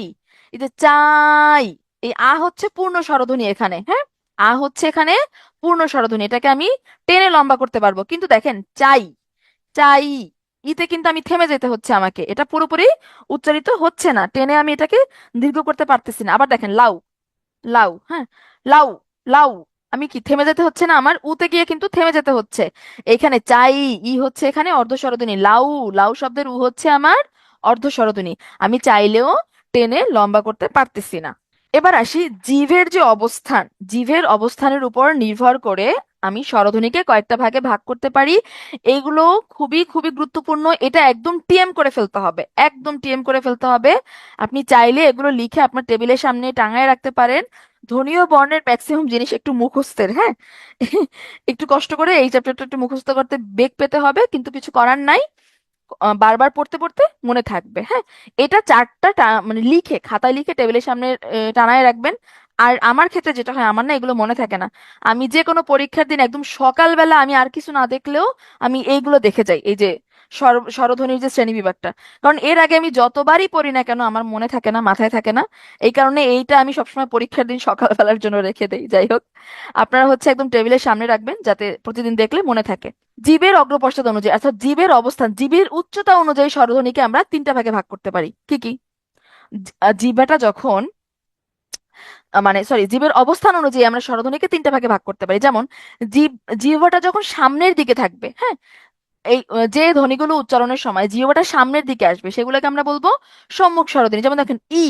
আপনি উচ্চারণ করেন দেখেন তো, উচ্চারণ করে দেখেন তো। ই, এ, এ। জিভ কোথায় থাকতেছে? জিভ কিন্তু সামনের দিকে থাকতেছে। ই, এ, এ। জিভে কোথায় থাকতেছে? জিভের অবস্থান কোথায়? সামনের দিকে। আবার পশ্চাৎ স্বরধ্বনি, যেখানে জিহ্বাটা একটু পিছনের দিকে থাকবে। যেমন দেখেন, উ, উ। একটু হাত দিলে দেখতে পারবেন যে জিহ্বা কিন্তু পিছনের দিকে চলে গেছে। ও, অ, অ। জিহ্বা কিন্তু পিছনের দিকে চলে গেছে। আমার একবার বিসিএস পরীক্ষা এরকম প্রশ্ন আসছে, আমার মনে নাই, হ্যাঁ। তারপর আমি পরীক্ষা হলে বসে বসে উচ্চারণ করে করে তারপর দাগাইছি। মানে আমার এগুলো তো মনে থাকে না, ওই উচ্চারণ করে করে দাগাইতে হয়। তো আপনারাও একটু যখন পড়বেন একটু জিহ্বার একটু অবস্থানটা একটু খেয়াল করে পড়বেন, তাহলে ভালো মনে থাকবে। কেন্দ্রীয় স্বরধ্বনি মানে জিহ্বাটা একদম কোথায় থাকবে? কেন্দ্রে থাকবে। আ, আ। জিহ্বাটা কোথায় থাকবে? একদম মাঝ বরাবর কেন্দ্রে থাকতেছে। ঠিক আছে। এরপর আসি জিভের উচ্চতা অনুযায়ী, মানে জিভ কতটুকু উঁচুতে উঠতেছে, কতটুকু নিচে তো নামতেছে, হ্যাঁ। উচ্চ স্বরধ্বনি যেমন ই, ই, ই, উ। যখন উচ্চারণ করি তখন জিহ্বাটা একটু উপরের দিকে থাকতেছে। এ, ও, তারপরে একটু নিচে নামতেছে। এ, ও উচ্চ মধ্য স্বরধ্বনি। নিম্ন মধ্য স্বরধ্বনি কি? জিহ্বাটা আরেকটু নিচে নেমে গেছে। এ, অ। নিম্ন স্বরধ্বনি যখন যখন উচ্চারণ করেন জিহ্বাটা কোথায়? আ, জিভটা কোথায়? একদম নিচে না? নিম্ন স্বরধ্বনি। আ, জিভ একদম নিচের দিকে। এরপর আসি ঠোঁট। ঠোঁটের আকৃতি অনুযায়ী, মানে ঠোঁট কতটুকু বন্ধ হচ্ছে, কতটুকু খুলতেছে, এটার উপর ডিপেন্ড করে স্বরধ্বনিকে ভাগ করে। সংবৃত স্বরধ্বনি মানে ঠোঁট একদম ছোট, মানে অল্প খুলবে, অল্প মেলবে, অল্প ফাঁকা হবে, হ্যাঁ। দুইটা ঠোঁটের মাঝখানে ফাঁকা ফাঁকা স্থানটা খুবই অল্প থাকবে, সংবৃত। ই, উ। একটু খেয়াল করে দেখেন, দুইটা ঠোঁটের মাঝখানে ফাঁকাটা কিন্তু খুব কম। ই, উ, উ। অর্ধ সংবৃত আরেকটু কম। এ, ও আরেকটু খুলতেছে, তাই না? অর্ধবিবৃত মানে ঠোঁটটা আরো বেশি প্রশস্ত হয়ে যাবে, একটু বেশি প্রশস্ত হয়ে যাবে আগের থেকে। এ, অ। আবার যখন বিবৃত পড়বো তখন দুইটা ঠোঁটের মাঝখানের গ্যাপটা অনেক বেশি হয়ে যাবে, অর্থাৎ ঠোঁটটা বেশি প্রশস্ত হয়ে যাবে। দেখেন তো, উচ্চারণ করেন তো। আ, দুইটা ঠোঁটের মাঝখানে কি ফাঁকাটা অনেক বেশি হয়ে গেছে না? এটা হচ্ছে বিবৃত স্বরধ্বনি। এটা হচ্ছে আমার ঠোঁটের আকৃতি অনুযায়ী, ঠিক আছে? এগুলো একটু কাইন্ডলি নোট করে টেবিলের সামনে রেখে দিবেন, তাহলে আশা করি মনে থাকবে। এখানে এক স্লাইডের মধ্যে পূর্ণমাত্রা, অর্ধমাত্রা, মাত্রাহীন এটা দেয়া আছে। এটা হচ্ছে একদম টিএম করতে হবে। ব্যাংক, বিসিএস, অন্যান্য চাকরি পরীক্ষা, সব পরীক্ষায় এখান থেকে প্রশ্ন আসে। একদম একটু ঘুরাইও অনেক সময় চলে আসে যে পূর্ণমাত্রার স্বরবর্ণ কয়টা, পূর্ণমাত্রার ব্যঞ্জন বর্ণ কয়টা, সবগুলো হচ্ছে সবগুলো হচ্ছে পড়তে হবে, হ্যাঁ। অর্ধমাত্রার ব্যঞ্জন বর্ণ কয়টা? টোটাল পূর্ণমাত্রার বর্ণ হচ্ছে 32টা, তার মধ্যে স্বরবর্ণ হচ্ছে 6টা, ব্যঞ্জন বর্ণ 26টা। আবার অর্ধমাত্রার বর্ণ হচ্ছে 8টা, তার মধ্যে স্বরবর্ণ একটা, কি, রি, তাই না? রি। আর ব্যঞ্জন বর্ণ হচ্ছে 7টা। আবার মাত্রাহীন বর্ণ হচ্ছে 10টা, তার মধ্যে 4টা হচ্ছে স্বরবর্ণ, 6টা হচ্ছে ব্যঞ্জন বর্ণ। ঠিক আছে? একজন জিজ্ঞেস করছিলেন যে রি বর্ণকে কি বলে। দেখেন, রি ধ্বনিকে তো স্বরধ্বনিই বলে না। ও তো ধার করে জায়গা দখল করে আসছে। এই ধ্বনিটা মেনলি সংস্কৃতেতে ছিল। এই রি ধ্বনিটা মেনলি উচ্চারিত হয় সংস্কৃতে, তৎসমে শব্দে, হ্যাঁ। সংস্কৃতের মধ্যে এই ধ্বনিটা স্বরধ্বনি রূপে উচ্চারিত হয়, এটা বাংলায় ছিল না। ওই সংস্কৃত থেকেই সরাসরি বাংলা স্বরবর্ণের মধ্যে রয়ে গেছে। এই কারণে ওকে আসলে হিসাবের বাইরে রাখা হয়। ঠিক আছে? এটা হচ্ছে একটা ভাইরাল প্রশ্ন। 50 BCS এ এখান থেকে প্রশ্ন আসছে, চৈতন, ইর মাথার এই উপরের অংশটাকে কি বলে? এর মাথার এই উপর অংশটা কি বলে? এটা মানে অনেকেই পারছে, অনেকেই পারেন নাই, তো ভাবলাম এটা স্লাইডে অ্যাড করে দেই। তো চৈতন, আকরি, পাগড়ি এগুলো আসলে কি? এই যে রস্বই লিখলাম আমি, এই যে রস্বই লিখলাম, হ্যাঁ, রস্বই লেখার পরে এই যে উপরে একটা অংশ দিলাম, এই অংশটার নাম হচ্ছে চৈতন। এই অংশটার নাম হচ্ছে, এই বাড়তি অংশটার নাম হচ্ছে চৈতন, হ্যাঁ, বা টিকি। চৈতন অথবা টিকি। আকরি, আকরি কি? এই যে ক লিখলাম, ক এর পরে এই যে এই যে একটু একটু একটু বাড়তি অংশ আছে না, এই অংশটার নাম হচ্ছে আকরি। এবার হচ্ছে পাগড়ি, এই যে লিখি না আমরা, উও, ওতে এই যে এই অংশটা একটু পাগড়ির মতো প্যাচ দিচ্ছে না, এটাকে আমরা বলি পাগড়ি, হ্যাঁ। আবার এবার আসি ইয়ো, ইয়ো, ইয়োতে দেখেন তো, এখানে এখানে কি লিখলাম, এখানে এটা হবে জোর আকরি। জোর আকরি কিভাবে হইলো? এই যে কয়ের একটা এভাবে দিছি না, এভাবে দিয়ে আমি আবার একটা এভাবে দিছি, তার মানে কি দুইটা দিছি না? এই যে দুইটা দিলাম না, এই কারণে এটা হলো জোর আকরি। আর এটা হচ্ছে ঘাই। আমরা বলি না হৃদয়, লিখি না হৃদয়, হৃদয়ের সাথে এই যে এক্সট্রা অংশটা এই যে, এই যে এক্সট্রা অংশটা, এটাকে আমরা বলতেছি ঘাই। ঠিক আছে? তো এই স্লাইডটা এক দুইবার পড়লে আশা করি মনে থাকবে, যেহেতু 50 BCS এর প্রশ্ন আসছে সামনেও, বিভিন্ন যে কোনো চাকরি পরীক্ষা এখান থেকে প্রশ্ন চলে আসতে পারে। চলেন এবার একটু ব্যঞ্জন বর্ণ পড়ি। ধ্বনীয় বর্ণ লেকচারটা একটু বড়, হ্যাঁ, একটু আজকে লেকচারটা একটু বড়, মানে একটু বিরক্ত হয়েন না। আমারও একদম পড়াতে পড়াতে এই আহ, মানে নিঃশ্বাস বন্ধ হয়ে আসার মতো অবস্থা। যাই হোক, তার মধ্যে আবার সারা রাত আমি ঘুমাই নাই। ঘুম আসে নাই, স্লাইড বানাইতে বানাইতে হচ্ছে রাত 3:30 বেজে গেছে, এরপর আর ঘুমাই নাই, কারণ ঘুমালে হচ্ছে সকাল 6টায় উঠতে পারতাম না। যাই হোক, ব্যঞ্জন বর্ণ সম্পর্কে আমরা একটু পড়ি। আমরা জানি বাংলা ভাষায় মোট 37টা মৌলিক ধ্বনি আছে। টোটাল 37টা মৌলিক ধ্বনি আছে, ঠিক আছে? 37টার মধ্যে 7টা হচ্ছে আমার স্বরধ্বনি, আমরা একটু আগে পড়ে আসছি। আর বাকি 30টা হচ্ছে আমার ব্যঞ্জন ধ্বনি, ঠিক আছে? এখন দেখেন ব্যঞ্জন ধ্বনি কোনগুলো। প, ফ, হ, এগুলো এখানে লেখা আছে, জ। এখন কি কোনগুলো হচ্ছে ধ্বনি নয়? এই যে মূর্ধন্য জ, মূর্ধন্য স, খণ্ড ত, এগুলো হচ্ছে মৌলিক স্বরধ্বনি নয়, সরি, মৌলিক ব্যঞ্জন ধ্বনি নয়। কেন না? কারণ দেখেন, এই মূর্ধন্যার উচ্চারণ কিন্তু ধ্বনি, এখানে তো আপনাকে ধ্বনি বলছে, ধ্বনির উচ্চারণ তো একই হয়। যেমন মূর্ধন্য নয়ের উচ্চারণ যা, আর এই নয়ের উচ্চারণ সেম না? বলেন তো, ন, ন সেম না? তাহলে কি, যেহেতু এই এই দুইটার উচ্চারণই একটা দিয়ে হয়ে যাচ্ছে, মৌলিক ব্যঞ্জনধ্বনি তাহলে এটাই হবে, এটা তো আর দরকার নাই। আবার দেখেন, জ, এই জয়ের উচ্চারণ কার মতো? বর্গীয় জয়ের মতো না? জ, এই জয়ের উচ্চারণ কার মতো? বর্গীয় জয়ের মতো না? তাহলে কি, তাহলে কি এটা তো আমার অলরেডি অলরেডি একটা ধ্বনি আছে, এটাকে নিয়ে হুদায় জায়গা জায়গা আটকাই লাভ আছে? এই যে দেখেন মূর্ধন্য স, স এর উচ্চারণ কার মতো? স এর উচ্চারণ কার মতো? আবার একটা অলরেডি ধ্বনি আমার আছে, এটারে আমি নিব কোন দুঃখে? খণ্ড ত। খণ্ড তর উচ্চারণ কিন্তু ত এর মতো হয়। অনুস্বার, এগুলো তো স্বতন্ত্র কোনো ব্যবহার নাই, অনুস্বার। এগুলো হচ্ছে আং, এই যে আমি বলি গাং, গাং, কিসের সাথে হচ্ছে? এগুলো তো মানে সচরাচর আলাদা আলাদা ব্যবহৃত হয় না, কোনো শব্দের সাথে বসে। আমি বললাম গাং, কিসের মতো উচ্চারণ? উয়োর মতো। খণ্ডতা, সরি বিসর্গ, আহ, আহ, কিসের মতো উচ্চারণ হয়েছে? আমরা বলি না আহ, বাহ, তুমি তো ইয়া করছো, বাহ আমরা এভাবে লিখি না অনেক সময়। কিসের মতো উচ্চারণ হয়েছে? বাহ, হয়ের মতো। তাহলে অলরেডি তো এ ধ্বনি আছে। ইয়, অন্ত্যেষ্টি আ, এগুলোর উচ্চারণ কিসের মতো হয়? ইয়, অন্ত্যেষ্টিয়, এগুলোর তো অলরেডি, এগুলো তো এমনিই বাদ, এগুলো আর হবে না। ঠিক আছে, এগুলোর উচ্চারণে এগুলোর মধ্যে আছে।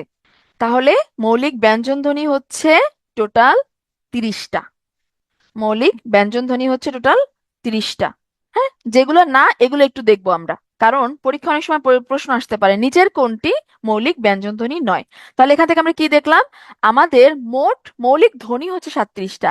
তার মধ্যে 7টা হচ্ছে স্বরধ্বনি, 30টা হচ্ছে মৌলিক ব্যঞ্জনধ্বনি।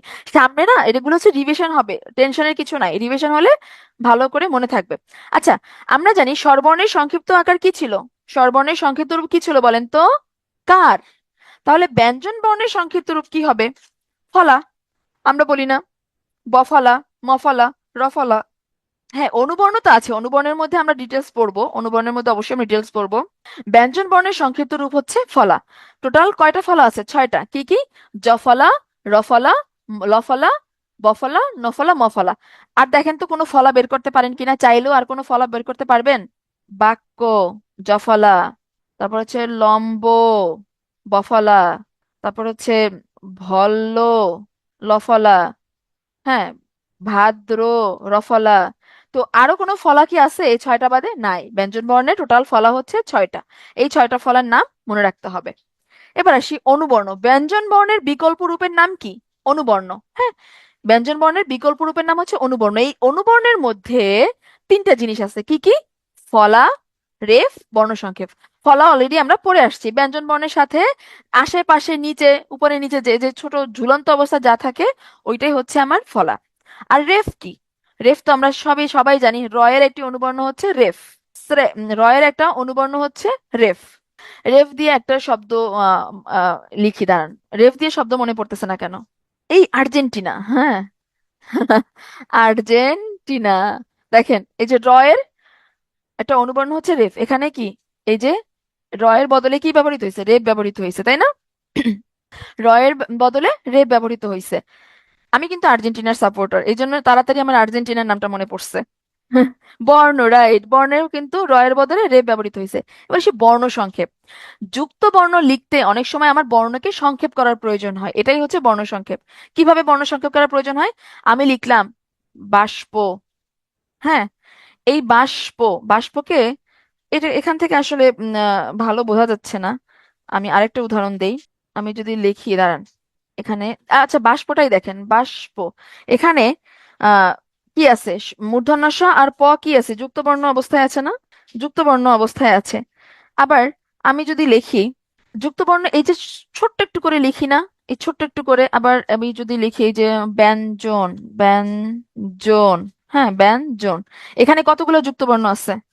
এখানে কতগুলো যুক্তবর্ণ আছে? এই জ, নিও, এই যে জ, ইও আছে না এখানে? দেখেন তো, জয়ের সাথে কিন্তু ব্যঞ্জন, এখানে একটা ইও আছে। এই ইওটা কি আমরা পুরোপুরি লিখছি, এভাবে লিখছি, নাকি একটুখানি এটা দিয়ে দিছি? বর্ণকে কি সংক্ষেপ করে ফেলছি না? এই যে আমি এটা যুক্তবর্ণ লিখলাম ব্যঞ্জন, আমি যদি লিখি বিজ্ঞান, বিজ্ঞান, এখানে কি কি আছে বলেন তো? বিজ্ঞান শব্দে জ, বর্গীয় জ আছে, আর হচ্ছে ইও আছে। তো এটাকে আমরা কি, ইওটাকে সংক্ষেপ করে লিখছি না, জয়ের সাথে কি করে দিছি? বিজ্ঞান, এইটুক দিয়ে ফেলছি। এই যে বর্ণকে আমি সংক্ষেপ করে ফেলছি, এটাই হচ্ছে আমার বর্ণ সংক্ষেপ। অর্থাৎ যুক্ত বর্ণ লেখার সময় অনেক বর্ণকে আমার সংক্ষেপ করার প্রয়োজন হয়, এটাই হচ্ছে বর্ণ সংক্ষেপ। ক্লিয়ার? মানে পুরো বর্ণটা না লিখে শুধু একটুখানি লিখলাম। এই যে ইওটা পুরো না লিখে আমি কি লিখছি? একটুখানি লিখছি না, এই জয়ের সাথে দেখেন তো, একটুখানি লিখছি না, এটাই হচ্ছে এই যে এটাই হচ্ছে বর্ণ সংক্ষেপ। ওকে, এবার সেই যুক্ত বর্ণকে আবার 2টা ভাগে ভাগ করা যায়, খুব সোজা। যুক্ত বর্ণ 2 ভাগে বিভক্ত। কি কি? একটা স্বচ্ছ আর একটা অস্বচ্ছ। স্বচ্ছ কি? যেটা দেখতে পারবো, খুব সোজা। মানে কয় ক, মানে আহ আমরা বলি না আইক্যা আলা বাস দিছে, আইক্যা, আইক্যা, মানে বরিশালের ভাষায় বলে আইক্যা। হ্যাঁ, তো এখানে কি ক যোগ ক, আমি দুইটাই বুঝতে পারতেছি, দুইটাই দেখতে পারতেছি। অর্থাৎ যে যুক্ত বর্ণগুলো দেখলে আমরা সহজেই চিনতে পারবো, সহজেই বুঝতে পারবো, ওইটা হচ্ছে আমার স্বচ্ছ যুক্ত বর্ণ। ঠিক আছে? আর যে যুক্ত বর্ণগুলো দেখলে আমি বুঝতে পারবো না, মানে একটু হিডেন থাকবে, এই যে একটু আগে লিখলাম বিজ্ঞান, বিজ্ঞান, এই সরি, বিজ্ঞানটা একটু ভালোভাবে লিখে দেন। বিজ্ঞান, হ্যাঁ। এখানে কি আছে? মানে এটা কি বোঝার কোনো উপায় আছে আল্লাহর রহমতে যে এখানে কি কি যুক্তবর্ণ আছে দেখে বোঝার কোনো উপায় আছে যদি আপনার না জানা থাকে? তাহলে কি এটা হচ্ছে অস্বচ্ছ যুক্ত বর্ণ। অস্বচ্ছ যুক্ত বর্ণ। এই যে ব্রাহ্মণবাড়িয়া, যে কঠিন একটা বানান, এটা যে ব্রাহ্মণবাড়িয়া যে লিখি, আল্লাহর রহমতে এখানে যে কয়টা যুক্ত বর্ণ আছে এটা দেখে দেখে কি বোঝার উপায় আছে? নাই কিন্তু। তার মানে কি? বৈষ্ণব, হ্যাঁ বৈষ্ণব। বৈষ্ণব দেখেও কিন্তু যদি আমরা না জানি যে এখানে যদি না জানি যে এখানে মূর্ধন্য ষ আর মূর্ধন্য ণ আছে, তো এটা যদি আমরা না জানি এটা কিন্তু আমরা জীবনও বুঝতে পারবো না এখানে কি কি আছে। তার মানে যেটা দেখে চিনতে পারবো ওটা স্বচ্ছ, যেটা দেখে চিনতে পারবো না ওটা অস্বচ্ছ। আর হচ্ছে সংখ্যাবর্ণ। সংখ্যাবর্ণ কয়টা বলেন তো? ছোটবেলায় কিন্তু পড়ছেন। সংখ্যাবর্ণ হচ্ছে টোটাল 10টা। কি কি? 0 থেকে 9 পর্যন্ত। 0 থেকে 9 পর্যন্ত এগুলো হচ্ছে সংখ্যাবর্ণ। হ্যাঁ, গুপ্ত। আবার সে ব্যঞ্জন ধ্বনি। এই এই স্লাইডটা আমাদের একদম মুখস্থ করে ফেলতে হবে, এই ইয়াটা, এই ছবিটা। ব্যঞ্জন ধ্বনির মধ্যে প্রথমে আমরা একটু দেখবো স্পর্শ বর্ণ। স্পর্শ বর্ণ কয়টা আমরা জানি? স্পর্শ বর্ণ হচ্ছে 25টা। এই যে থেকে ক থেকে ম পর্যন্ত, এই 25টা বর্ণকে আমরা বলি স্পর্শ বর্ণ। কেন স্পর্শ বর্ণ বলতেছি? কারণ অবশ্যই ওর স্পর্শ করতে ভাল লাগে, ও বেশি টাচ টুস করে, এই কারণে আমরা ওকে স্পর্শ বর্ণ বলি। যেমন ও যখন উচ্চারণ হয়, এই বর্ণগুলো যখন উচ্চারণ হয় তখন জিভের কোনো না কোনো অংশের সঙ্গে এই যে কণ্ঠ, তালু, মূর্ধা, দন্ত বা ওষ্ঠের কোথাও না কোথাও কি হয়? ওর স্পর্শ হয়। হচ্ছে স্পর্শ হয়, ঠিক আছে? এই কারণে এটাকে আমরা বলতেছি স্পর্শ বর্ণ। তাহলে এরকম কি আছে, যেমন দেখেন, এই যে ক, ক, খ, গ, ঘ, উ, এগুলা কি? এগুলোর উচ্চারণ স্থান কোথা থেকে আসতেছে? এগুলোর উচ্চারণ স্থান আসতেছে এগুলোর উচ্চারণ স্থান আসতেছে কণ্ঠ থেকে। ক, খ, গ, ঘ, উ। এই কারণে এটাকে আমরা বলতেছি কি জিহ্বামূলীয় বা কণ্ঠধ্বনি। আবার দেখেন, চ, ছ, জ, ঝ, নিয়, ইয়, এগুলা কখন আমি যখন উচ্চারণ করি তখন কি এই যে জিহ্বাটা আমার তালুতে তালুতে লাগে না? চ, ছ, তালুতে লাগে, তখন এগুলাকে আমরা কি বলতেছি? তালব্য ধ্বনি। মূর্ধা, এই যে আপনার দাঁতের একটু উপরের দিকে কিন্তু মূর্ধা থাকে। এই যে দাঁতের একটু উপরের দিকে, দাঁতের পিছনের দিকে একটু উপরের দিকে। ট, ঠ, ট, কি মূর্ধার সাথে কিন্তু টাচ করতেছে, মূর্ধাকে কিন্তু টাচ করতেছে। তো এগুলোকে হচ্ছে, এইগুলোর উচ্চারণ স্থান কি মূর্ধা। এই কারণে এটাকে আমরা বলবো মূর্ধন্য ধ্বনি। দন্ত ধ্বনি তো সরাসরি একদম দন্তেই লাগবে। যেমন দেখেন প্রত্যেকটা বর্ণ দেখবেন যে দাঁতের সাথে বাড়ি খাচ্ছে। ত, থ, দ, ধ, ন, দন্ত না, প্রত্যেকটাই কিন্তু দাঁতের সাথে স্পর্শ করতেছে। ওষ্ঠধ্বনি খুব সোজা, প, ফ, ব, ভ, ম। এই যে মানে বিভিন্ন অঙ্গের কোথাও না কোথাও স্পর্শ করতেছে, এই কারণে এগুলাকে আমরা বলতেছি স্পর্শধ্বনি। আর একই সাথে এই ধ্বনিগুলোর উচ্চারণের স্থান বা এই ধ্বনিগুলোকে কোন ধরনের ধ্বনি বলি এগুলো কিন্তু আমার জানতে হবে, ঠিক আছে? আর উচ্চারণের স্থান অনুযায়ী এই 25টা বর্ণকে আমরা 5টা বর্গে ভাগ করি। এই যে 5টা বর্গ, এই একটা বর্গ, এই একটা বর্গ, এই একটা বর্গ, একটা বর্গ, একটা বর্গ, মানে জিহ্বামূলীয় বা কণ্ঠধ্বনি একটা বর্গ, তালব্য ধ্বনি একটা বর্গ, মূর্ধন্য ধ্বনি একটা বর্গ, দন্ত ধ্বনি একটা বর্গ। এরপরে আসি ওষ্ঠধ্বনি একটা বর্গ। মানে দন্ত কি? ওই যে বললাম, জিভের ডগাটা যখন আহ, উপরের পাটি দাঁতের সাথে লেগে যাবে তখন সেটা হবে দন্ত বর্ণ। দন্ত মূলীয় সামনে পড়বো যদিও। মূর্ধন্য ব্যঞ্জন কি? মূর্ধন্য ব্যঞ্জন মানে হচ্ছে এই যে দাঁতের যে নিচ অংশটা, উপরের অংশটা, আর হচ্ছে তালুর মাঝখানে যে একটু উঁচু অংশ আছে, ওইটা হচ্ছে মূর্ধা। ওই মূর্ধন্যার সাথে যে ইয়াটা খাবে, আহ টাস্ট, মানে স্পর্শ হবে, ওটা হচ্ছে মূর্ধন্য বর্ণ। তো এই 5টা বর্গের নাম আমাদেরকে একটু মাথায় রাখতে হবে।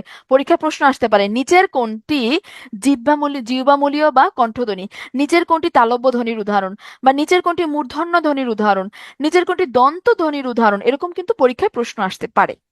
ক্লিয়ার?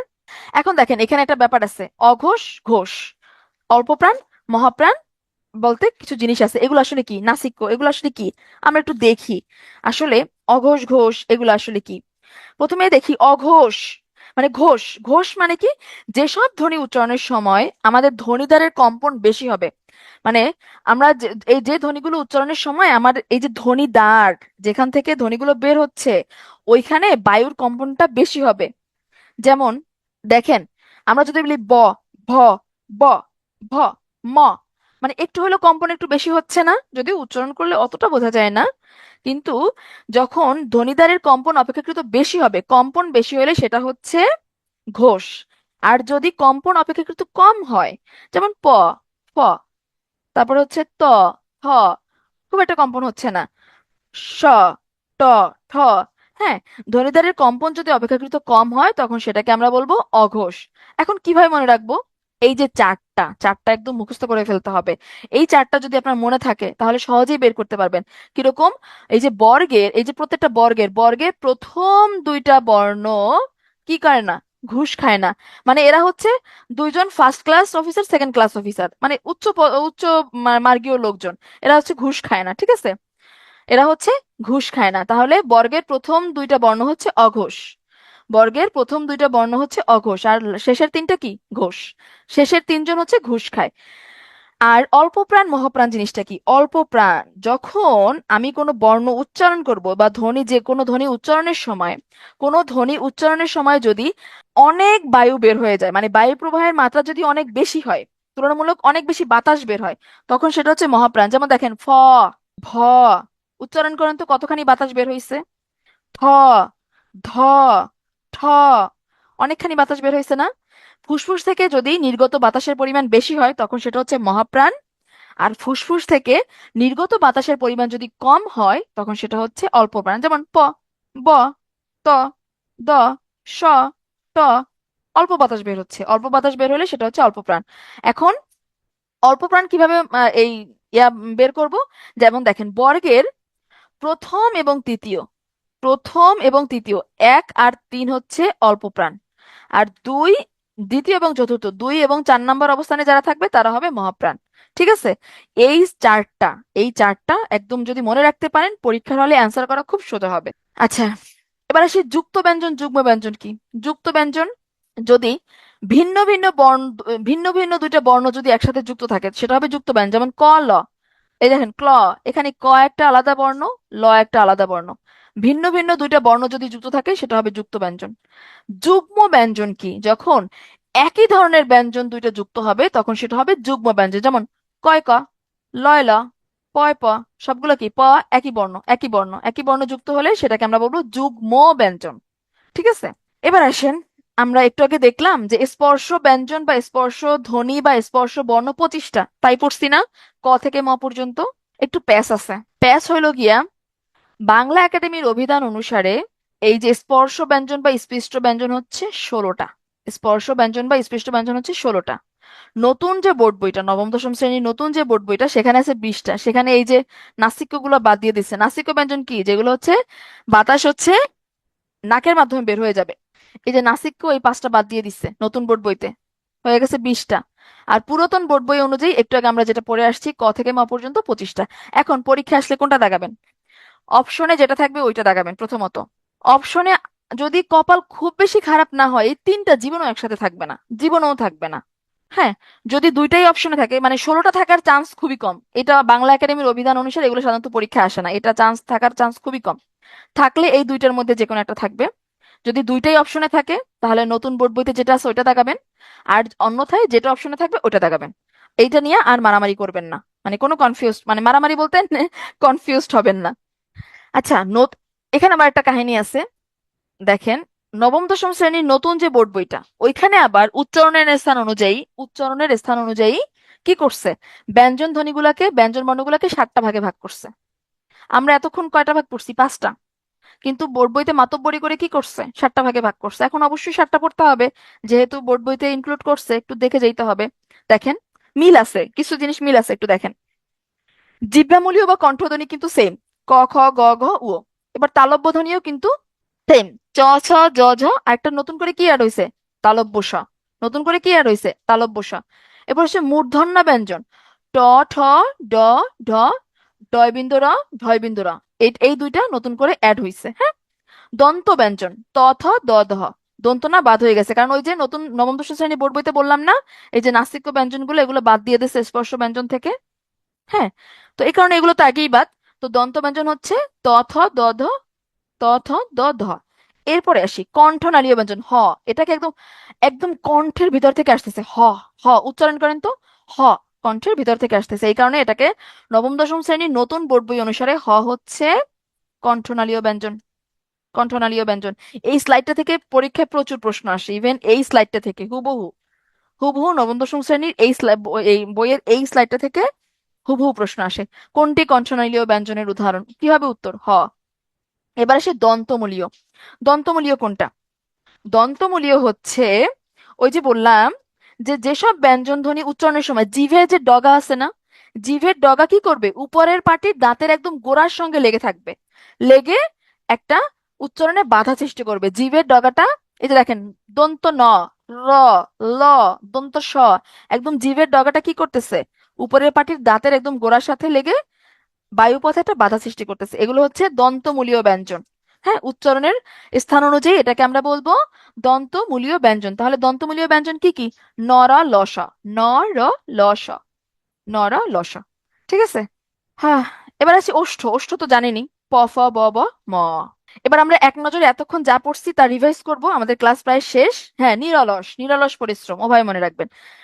একদম এক নজরে আমরা দেখে যাব। বলেন তো বাংলা ভাষায় বর্ণমালা কয়টা? একটা। বাংলা ভাষায় বর্ণমালা একটা। বাংলা ভাষায় মোট বর্ণ কয়টা? 50টা। বাংলা ভাষায় মৌলিক ধ্বনি কয়টা? 37টা। বর্ণ এটা দুইবার আসছে। স্বরবর্ণ কয়টা? 11টা। মৌলিক স্বরধ্বনি কয়টা ছিল? 37টার মধ্যে মৌলিক স্বরধ্বনি ছিল 60টা। ব্যঞ্জন বর্ণ 39টা, আর মৌলিক ব্যঞ্জন ধ্বনি হচ্ছে 30টা। রসস্বর কয়টা ছিল? 4টা। কি কি? অ, ই, উ, রি। দীর্ঘস্বর কয়টা ছিল? 7টা। কি কি? আ, দীর্ঘ ই, দীর্ঘ উ, এ, ঐ, ও, ও। যৌগিক স্বরধ্বনি 25টা। যৌগিক স্বরধ্বনি কয়টা? 25টা। কিন্তু যৌগিক স্বরবর্ণ কয়টা? যৌগিক স্বরজ্ঞাপক বর্ণ বা যৌগিক স্বরবর্ণ বা দ্বিস্বর বর্ণ বা দ্বিস্বর কয়টা হবে? 2টা। কি কি? ওই, ও, ওই, ও। আচ্ছা, যৌগিক স্বরধ্বনি বা দ্বিস্বরধ্বনি বা যুগ্মস্বর বা সান্ধ্যস্বর কয়টা? 25টা। 25টা। অর্ধস্বরধ্বনি কয়টা? 4টা। কি কি? এগু, লিও, এগু, লিও। সম্মুখ স্বরধ্বনি কয়টা? 3টা। কি কি? ই, এ, এ। স্পর্শ স্বরধ্বনি কি কি? উ, ও, অ। কেন্দ্রীয় স্বরধ্বনি কোনটা? কেন্দ্রীয় স্বরধ্বনি হচ্ছে আ। উচ্চ স্বরধ্বনি কোনটা, যেখানে জীবের অবস্থান একটু উপরের দিকে থাকবে? কোনটা? ই, উ। এবার সে নিম্ন স্বরধ্বনি কোনটা, যেখানে জীবের অবস্থানটা একটু নিচের দিকে থাকতেছে? নিম্ন স্বরধ্বনি হচ্ছে আমার, নিম্ন স্বরধ্বনি কোনটা? আ। নিম্ন স্বরধ্বনি আ। নিম্ন মধ্য হচ্ছে এ, অ। সংবৃত স্বরধ্বনি কোনগুলো? 2টা, ই, উ। আর অর্ধ সংবৃত এ, ও। এই যে জীবের উচ্চতা আর হচ্ছে ঠোঁটের অবস্থান অনুযায়ী এগুলো হচ্ছে সেম, একদম হুবহু সেম। দেখেন অবস্থান অনুযায়ী স্বরবর্ণের যে শ্রেণী বিভাগটা, দুইটার ক্ষেত্রে সেম। শুধুমাত্র আপনাকে কষ্ট করে ইয়েটা মনে রাখতে হবে, ওই যে জীবের অবস্থানটা সামনে না পিছনে আছে ওইটা একটু আলাদা করে মনে রাখতে হবে, ওইটা একটু ভিন্ন। বাকি দুইটা কিন্তু সেম। আবার স্বরবর্ণের সংক্ষিপ্ত রূপ কি? কার। কার কয়টা আছে? 10টা। স্বরবর্ণের কার হয় না কোন বর্ণের? অবর্ণের, তাই না? স্বরবর্ণের পূর্ণরূপ আছে কয়টা বর্ণের? 11টা বর্ণেরই কিন্তু পূর্ণরূপ আছে। ব্যঞ্জন বর্ণের, ব্যঞ্জন বর্ণের বানানটা ভুল হয়েছে। ব্যঞ্জন বর্ণের সংক্ষিপ্ত রূপ কয়টা? 6টা। পূর্ণমাত্রার বর্ণ মোট কয়টা আছে? 32টা। অর্ধমাত্রার বর্ণ আছে 8টা। মাত্রাহীন কয়টা? 10টা। পূর্ণমাত্রার স্বরবর্ণ হচ্ছে 6টা। পূর্ণমাত্রার ব্যঞ্জন বর্ণ কয়টা? 26টা। অর্ধমাত্রার স্বরবর্ণ কয়টা? অর্ধমাত্রার স্বরবর্ণ হচ্ছে একটা। কি? রি। একটা হচ্ছে রি। তারপরে অর্ধমাত্রার ব্যঞ্জন বর্ণ কয়টা? 7টা। মাত্রাহীন স্বরবর্ণ হচ্ছে 4টা। মাত্রাহীন ব্যঞ্জন বর্ণ হচ্ছে 6টা। বর্গীয় বর্ণ কয়টা মোট? 25টা। স্পর্শ ব্যঞ্জন হচ্ছে ওই যে সবগুলোই মনে রাখবো। বর্গীয় বর্ণ যদি বলে তাহলে উত্তর কিন্তু 25টাই হবে। আর যদি স্পর্শ ব্যঞ্জন বলে তাহলে ওই যে বললাম বাংলা একাডেমির অভিধান অনুসারে 16টা, নতুন বোর্ড বই অনুসারে 20টা, আর পুরাতন বোর্ড বই অনুসারে 25টা।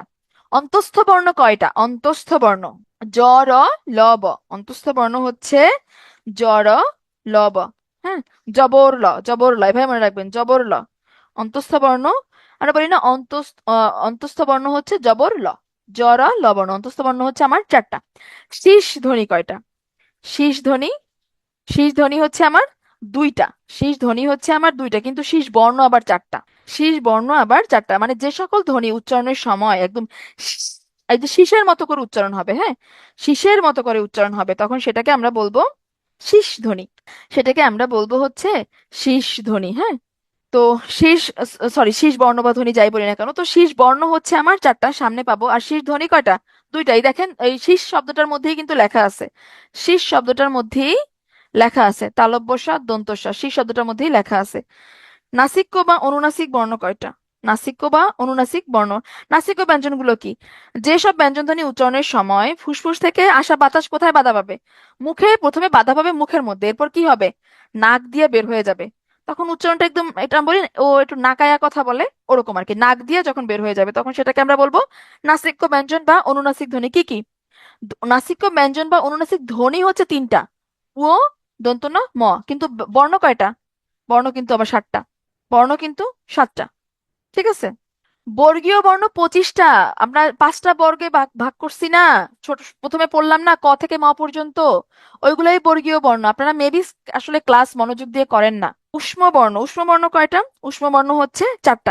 উষ্ম ব্যঞ্জনটা কি? উষ্ম ব্যঞ্জনটা হচ্ছে এইটা, যখন আপনি যখন কোনো ব্যঞ্জন ধ্বনি উচ্চারণ করবেন তখন কি হবে? ফুসফুস থেকে যে বাতাস যে বাতাসটা আসবে ওইটা কি করবে? আইসা একটা ঘর্ষণ সৃষ্টি করবে। একটা মুখের বাতাস খুব দ্রুত বের হবে এবং কি হবে, একটা ঘর্ষণের মতো সৃষ্টি করবে। এটাকে আমরা বলবো উষ্ম ধ্বনি। হ্যাঁ, উষ্ম বর্ণ বা উষ্ম ধ্বনি।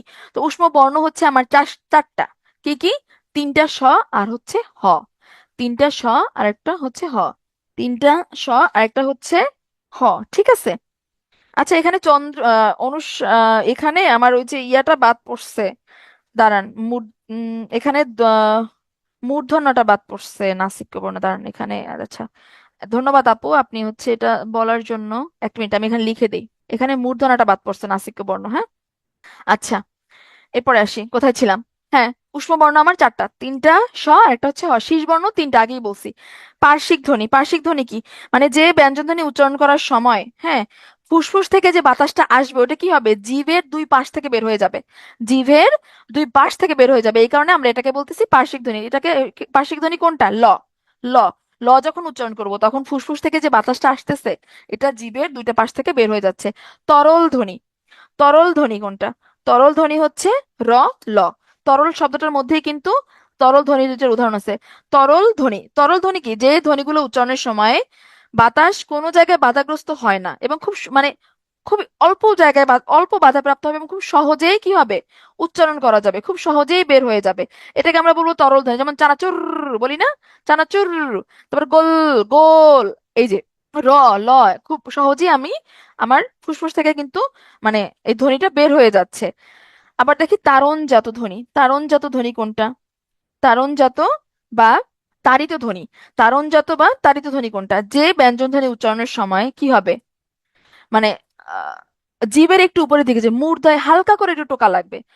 মূর্ধাতে যে ব্যঞ্জন ধ্বনি উচ্চারণের সময় বাতাস কি হবে? মূর্ধায় হালকা করে একটু ছুঁয়ে যাবে বা একটু টোকা লাগবে, এটাকে আমরা বলবো এ তারণ ব্যঞ্জন বা তাড়িত ব্যঞ্জন। তাড়িত ব্যঞ্জন কোনটা? ডয় বিন্দু র, ঢয় বিন্দু র। ঠিক আছে, তারণ। পরশ্রয়ী বর্ণ কোনটা? যার কেউ নাই, যে যে অন্যের সাহায্য ছাড়া চলতে পারে না। কে কে? অনুস্বার, বিসর্গ, চন্দ্রবিন্দু। ঠিক আছে, শেষ। ধ্বনীয় বর্ণের ক্লাস শেষ। এখন কিছু প্রশ্ন জিজ্ঞেস করি, উত্তর করেন দেখি এতক্ষণ কি পড়ছেন। উত্তর দেন। ভাষার মূল উপাদান কোনটা? ভাষার মূল উপাদান কোনটা? ভাষার মূল উপাদান হচ্ছে ধ্বনি। গুড। ভাষার মূল উপাদান হচ্ছে ধ্বনি। বাংলা বর্ণমালাকে মোট কয় ভাগে ভাগ করা হয়েছে? বাংলা বর্ণমালাকে মোট কয় ভাগে ভাগ করা হয়েছে? 2 ভাগে। কি কি? স্বরবর্ণ, ব্যঞ্জন বর্ণ। হ্যাঁ। আচ্ছা, অর্ধমাত্রার স্বরবর্ণ আছে কয়টা? অর্ধমাত্রার স্বরবর্ণ কয়টা? একটা। একটা, গুড। বাংলা ব্যঞ্জন বর্ণে মাত্রাহীন বর্ণ কয়টা? বাংলা ব্যঞ্জন বর্ণে মাত্রাহীন বর্ণ কয়টা? পাশেরটা দেখে বলিয়েন না। ব্যঞ্জন বর্ণে মাত্রাহীন, ব্যঞ্জন বর্ণে মাত্রাহীন বলছি, সবাই 10টা বলতেছেন কেন? ব্যঞ্জন বর্ণে মাত্রাহীন কয়টা? 6টা। এই যে ভুল অলরেডি করে ফেলছেন। বাংলা বর্ণমালায় মোট মাত্রাহীন বর্ণ কয়টা? বাংলা বর্ণমালায় মোট মাত্রাহীন বর্ণ কয়টা? 10টা। 8টা কে লেখে? 8টা তো অর্ধমাত্রার বর্ণ। গোলাই ফেলতেছেন কেন? 10টা, গুড। গুড। বাংলা বর্ণমালায় যৌগিক স্বরজ্ঞাপক বর্ণ কয়টা? যৌগিক স্বরজ্ঞাপক বর্ণ কয়টা ছিল? যৌগিক স্বরজ্ঞাপক বর্ণ কয়টা ছিল? কয়টা ছিল? কয়টা? 2টা, গুড। যৌগিক স্বরধ্বনির প্রতীক কোনটা? এখানে অপশনে কোনটা যৌগিক স্বরধ্বনি বলেন তো? অপশনে কোনটা যৌগিক স্বরধ্বনি? ইয়েস, এই তো পারছেন আপনারা। এখন জাস্ট বিরোচনটা একবার জাস্ট একটু আমরা মুখে মুখে বলে যাব। মুখে মুখে জাস্ট বলে যাব, হ্যাঁ। কারণ প্রতিদিন একটু একটু করে বিরোচন না পড়লে তো আমরা আগাবো না। আর এই চ্যাপ্টারটা না অনেক বড়, ধ্বনীয় বর্ণ। আর আমার তো একটু বুঝাইতেও হয়েছে বলেন, এই কারণে লেকচারটা একটু বড় হয়ে গেছে। আর জাস্ট 5 থেকে 10 মিনিটের মধ্যে আমরা বিরোচন পাঠটা পড়ে ফেলবো, চলেন।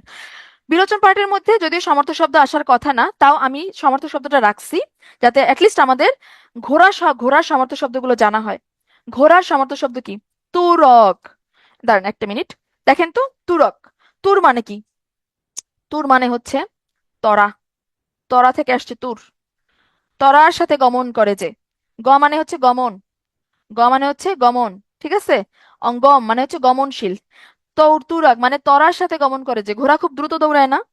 ঘোড়া খুব দ্রুত দৌড়ায়, এই কারণে তুরগ, তুরঙ্গম, তুরঙ্গ, এগুলো সবই ঘোড়ার সমার্থক শব্দ। তুরগ একসাথে পড়ে ফেলবেন তাহলে মনে থাকবে। তুরগ, তুরঙ্গ, তুরঙ্গম কিসের সমার্থক শব্দ? ঘোড়ার।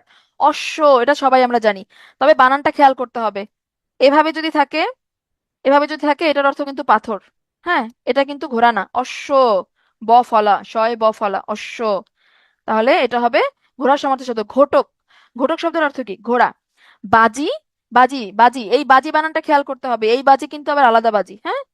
এই বাজি, বাজিতে কি দীর্ঘ ঈকার, দীর্ঘ ঈকার, হ্যাঁ? বাজি শব্দের অর্থ কি? ঘোড়া।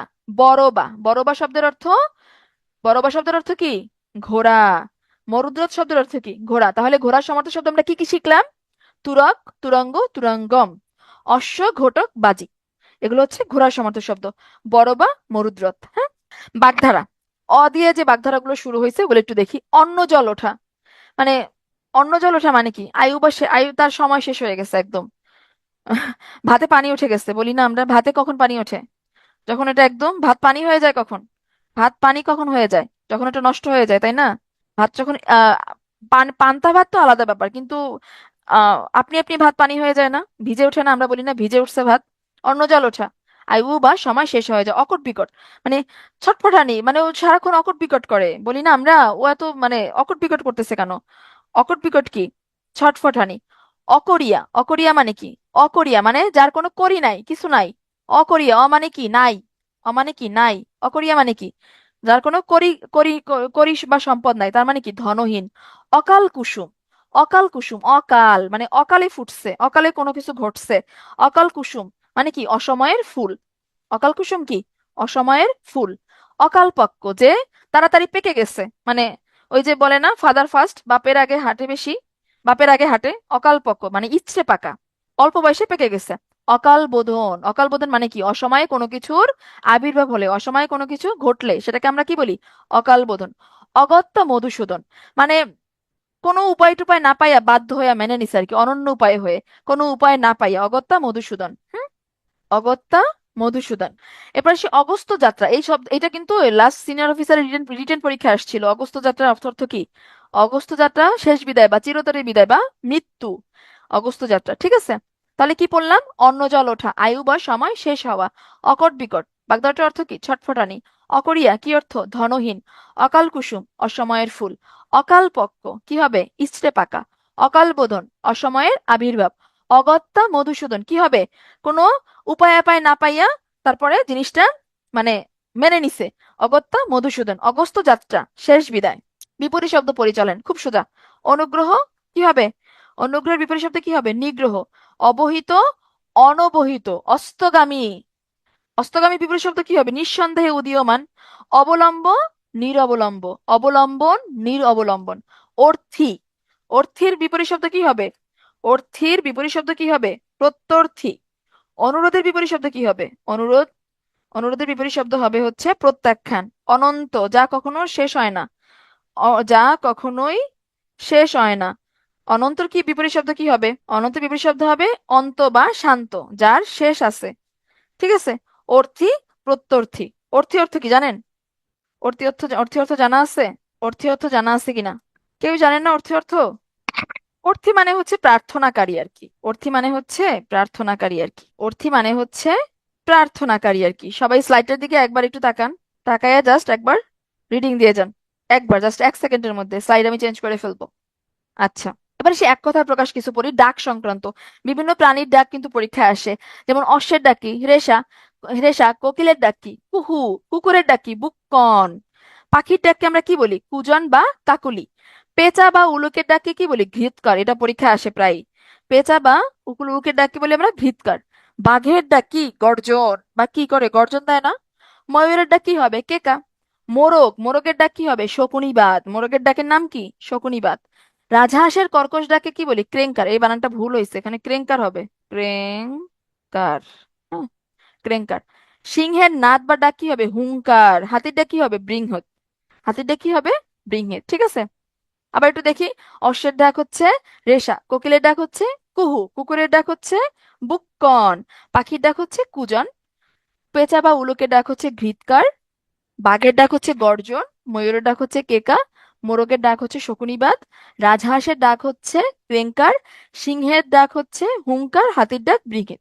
পরিভাষা লাস্ট, এরপরে আপনাদের থ্যাংক ইউ জানাই দিব। পরিভাষা। অ্যাব্রিভিয়েশন, অ্যাব্রিভিয়েশন কি? সংক্ষেপণ। আমরা বলি না এটার অ্যাব্রিভিয়েশনটা কি হবে? অ্যাব্রিভিয়েশন কি? সংক্ষেপণ। অ্যাব্রিভিয়েশনটা মানে হচ্ছে সংক্ষেপণ। আমরা বলি যে TRIPS, TRIPS, trade related aspects of property rights, এটাকে আমরা সংক্ষেপে লিখলাম কি? ট্রিপস, তাই না? এটা হচ্ছে অ্যাব্রিভিয়েশন। আর্টিসান, আর্টিসান শব্দের অর্থ কি? কারিগর। আর্টিসান শব্দের অর্থ কি? কারিগর। অ্যাবরিজিনাল, অ্যাবরিজিনাল কি? আদিবাসী। অ্যাবরিজিনাল শব্দের অর্থ কি? আদিবাসী। অ্যাডেন্ডাম, অ্যাডেন্ডাম মানে কি? কোনো কিছু যুক্ত করা বা সংযোজন। অ্যালায়াস, অ্যালায়াস মানে কি? ওরফে। অ্যাগোরা, আগোরা কি? মুক্তাঞ্চল। এলিয়েন মানে কি? বহিরাগত। আমরা বলি না এলিয়েন আসছে, বহিরাগত। এক্সিডেন্টাল কি হবে? অকস্মাৎ বা হঠাৎ করে। অ্যালিবি মানে কি? ওজোর বা অজুহাত। ঠিক আছে। এই কয়টা খুব ভালো করে পড়ে ফেলবেন, খুব কম কম আছে। এটা জাস্ট স্লাইডে ইনক্লুড করে দিলাম আপনাদের পড়ার জন্য, এটা আমি জাস্ট বোঝানোরও কিছু নাই, এটা আপনাদের মুখস্থ করতে হবে, জাস্ট মুখস্থ করার জন্য স্লাইডে ইনক্লুড করে দিলাম। Thank you.